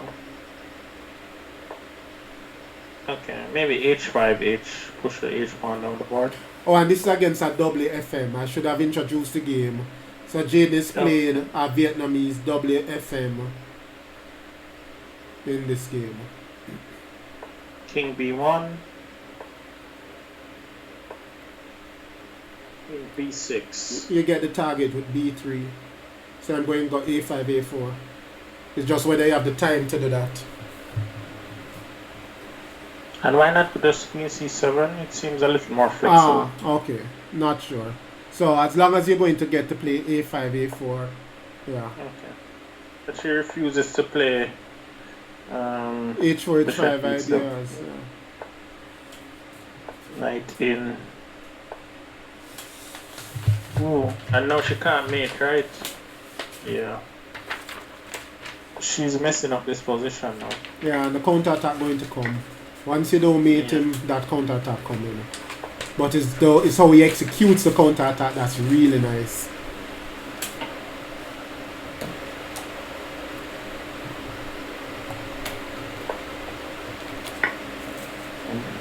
And it's mate now. b3 is nice. It's a nice move. And seeing that white didn't have the attack, because he had to have king h8, rook g8. Mm-hmm. Yeah. So let's see. Takes, check, Knight d4. check. This was a lovely move, bg4. Just cutting off. And that's why. Wait, what? That's why the That's a pretty bg4, move. you take off f3 and e2. So you had to have seen Pretty this. Yeah, queen d4, pawn This is takes, mate. queen d4 mate. Alright, the ending of this was pretty. Yeah, it really was. That The opening bg4. was good. The middle game was a little, just a little shaky. Yeah.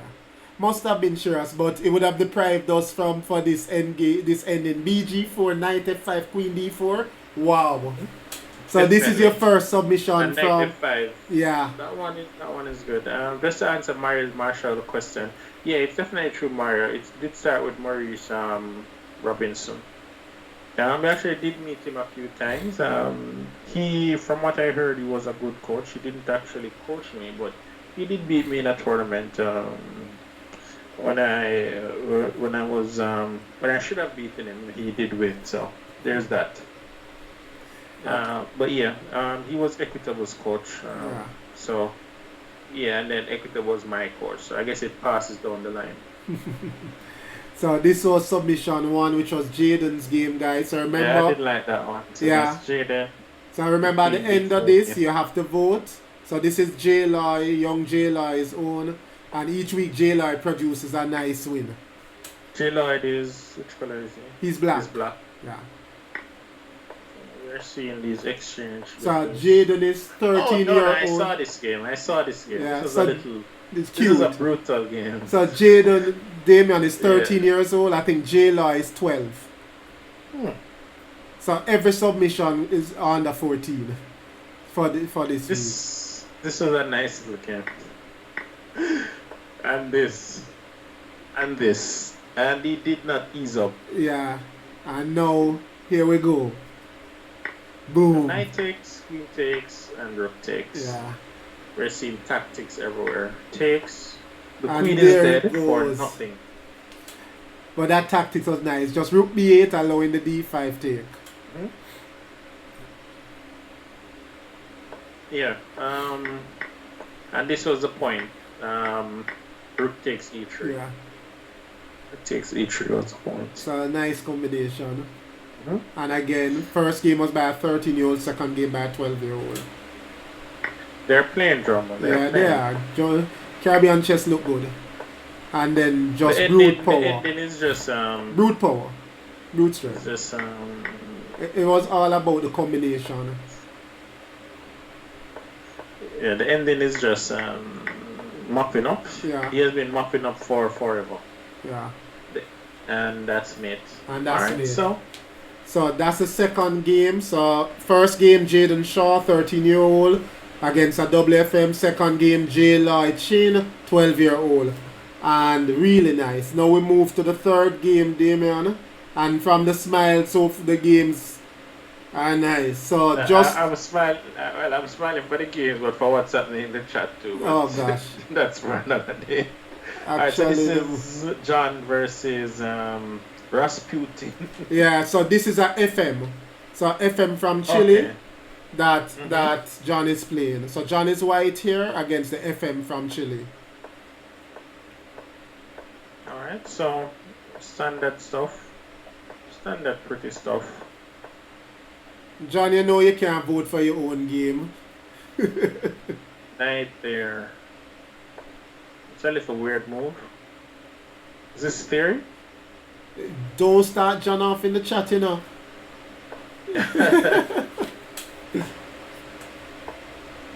So that's his idea. Damion. He wants the aggressive position with F4. Yeah, I was looking at this game. I did see the ending. Right there, B5.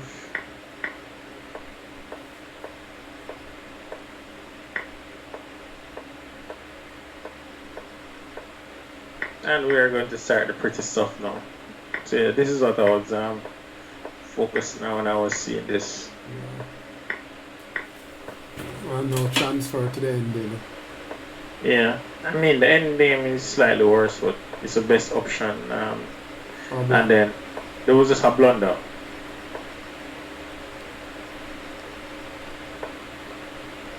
Which is why John quickly run and say he votes this game.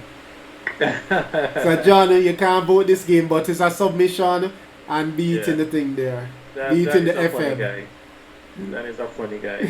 So John is 14 too. John is 14.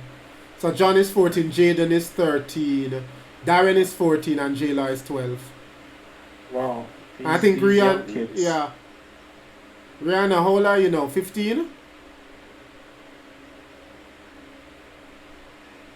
So we have all of that there. So guys, opening the voting for 2 minutes. You have Jaden, and Jaden had that BG for knight f5, queen d4 mate. You had Jloy, who had sat the pawn on d5, rook e3, queen g3, and you have the win over FM. So, okay, voting start. Alright, so we have 2 minutes, guys. So Raehanna is turning 15 this year. Yeah, so that's why Jamaican chess and Caribbean chess in a whole in really good hands. So remember, guys, get those votes in. It's close already. Damion, your vote need to come in too. No, I'll wait until their votes are in. Alright. So I don't change anything. You don't influence anything. Alright, 1 more minute, guys. Get those votes in. But really proud of the games. Really, really proud of the games. Yeah, I do have my favorite. Alright, it's real close. Real close.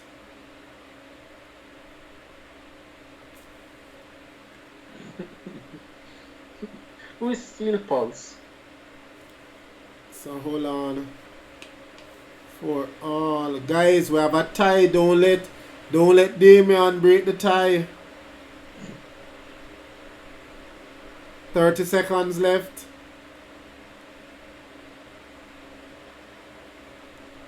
So Annie cast the last vote so far.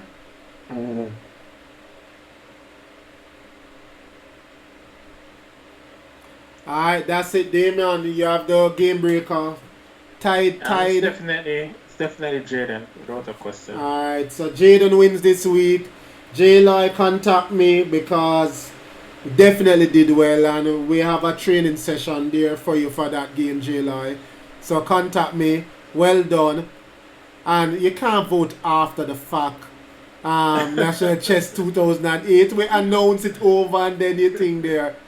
So it would actually still be a tie because Chess Ninja came in and both of you. So well done, Jaden. Excellent game. Jloy, proud of you. Each week you have sent me a game and it's getting better by the weeks. Well done. Well done, both of you. So Damion. Yeah, the reason why Jaden got it for me, it wasn't just a trick. He had to fight for that mate, and that bishop g4 b3, that idea was pretty impressive. Yeah, you see the celebration in there, Jaden jumping up saying yay, because I think it's his 3rd submission. So wait, the 3rd time he's winning? No, 3rd submission. Nobody has won more than twice so far. Well done. Okay. Alright, so Damion, you have to know, yes, all the games were good. Definitely all the games were good. And remember, it's 13, 12, and 14.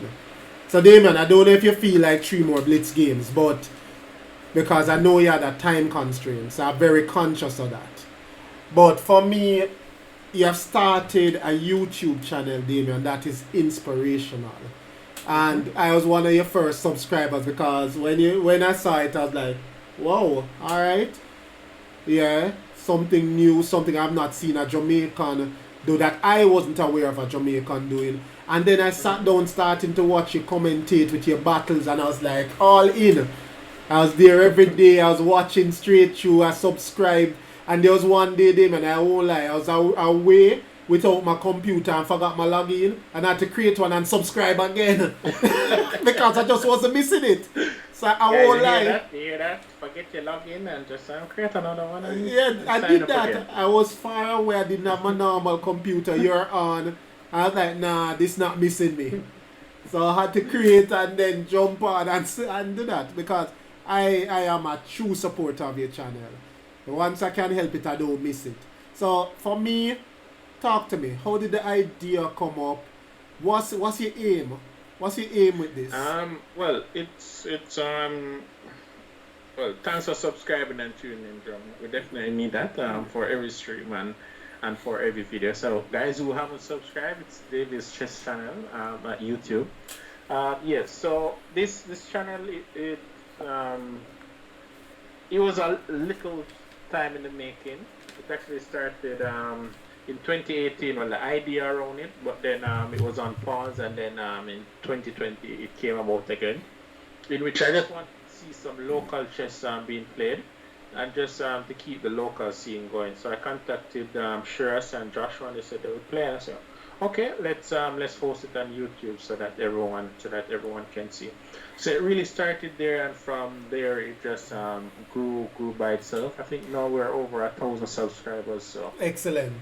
It's definitely growing, and it's good vibes. You know, it's not just about chess. It's just about a good vibes where everyone can come and just chillax and watch some games, tell some stories.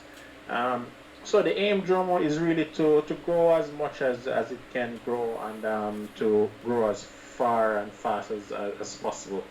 So I will definitely put in some work in the channel in the next coming days and weeks, because in August, once the exams are finished, we will have the Caribbean Junior Championships, in which we will invite the juniors from across the region to play in a... Give me notice, Damion. Give me notice. Let me send it out. Let me send them come. So the idea we're working with now is the top female and male player from each region. So I guess that would be the junior champion from this year. If they manage to play in a junior championship, else it would be the top player. And both male and female will move to the round of 32. And then we'll play in a tournament to decide the players who didn't get a chance to qualify automatically. Brilliant. So it would be for every country across the Caribbean, so Jamaica, Barbados, all of them, Suriname, Trinidad, all of the countries, Aruba as well. All of the countries throughout the region will get an invite. And we're looking around the mid of August to start that, because we have to have the juniors feeling involved, because as you said, they're the future of chess, and you have a bunch of them here, and I'm pretty sure the islands do.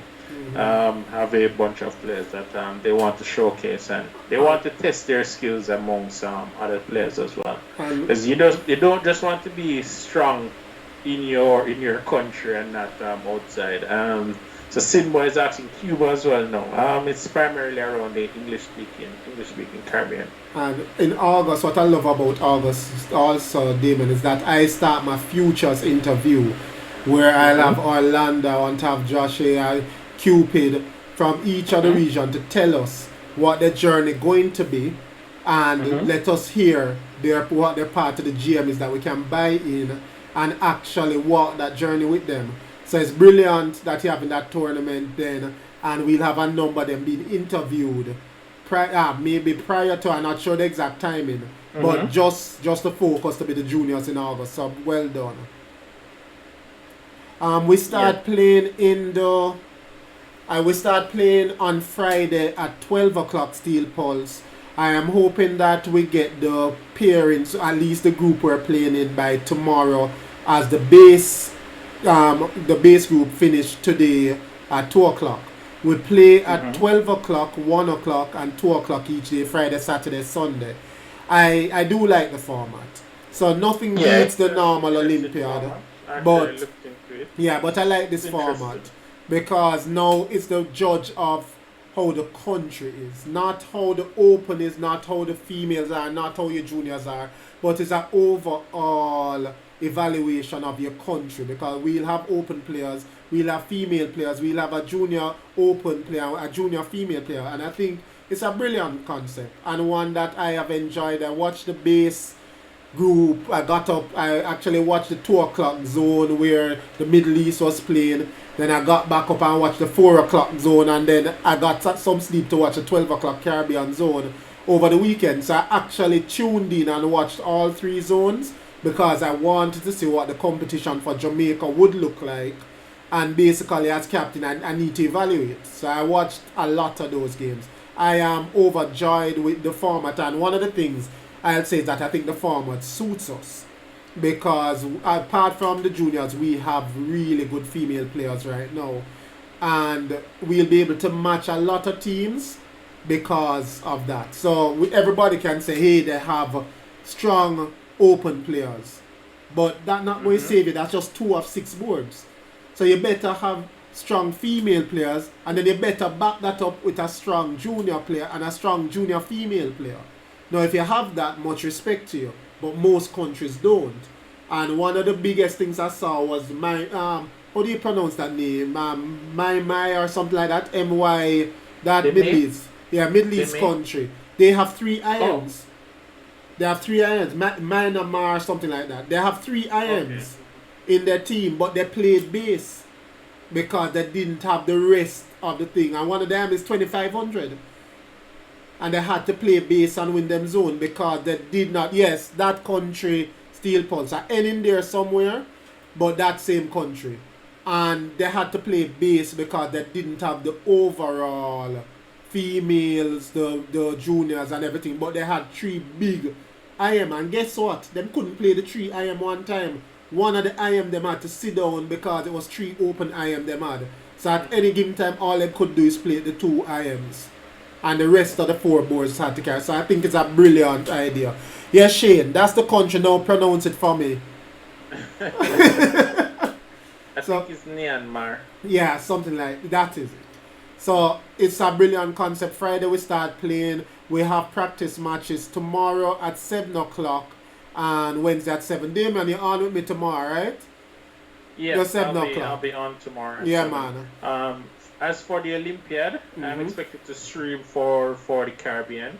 So that will be on Davy's chess channel because it's really to build chess in the region and to show the world that, hey, this little spot down here beneath Cuba and America, we're playing some chess down here too.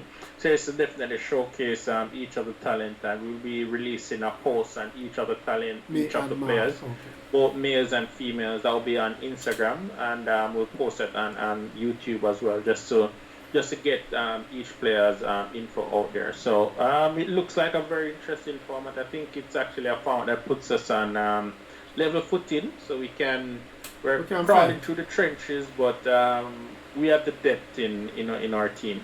Definitely. But I whisper into you in the ears as team captain, focus on Jamaica. That way I can watch the channel. That way I can watch your channel during the road while I'm watching the games. I know you have to go full Caribbean, but I just said I'm going to be watching your channel. So therefore at least give me something that I don't have to have 2 computers up my brain. Definitely. So we'll be watching them. It's rapid, so we'll definitely be able to focus on each of the rounds. Nice. And each of the rounds. So the aim is just to be in that top 15 to move on to the next round. Nice. That's the aim. So Damion, we finish every tournament with your advice to the next generation. You have the next generation from multiple countries. You saw Bahamas come in early on. You saw Trinidad come in, you saw Barbados come in, then you saw Cayman Island come in, Jamaica is here, US came in, everything there. You have an audience of Caribbean countries listening to you, and they'll rewatch your interview.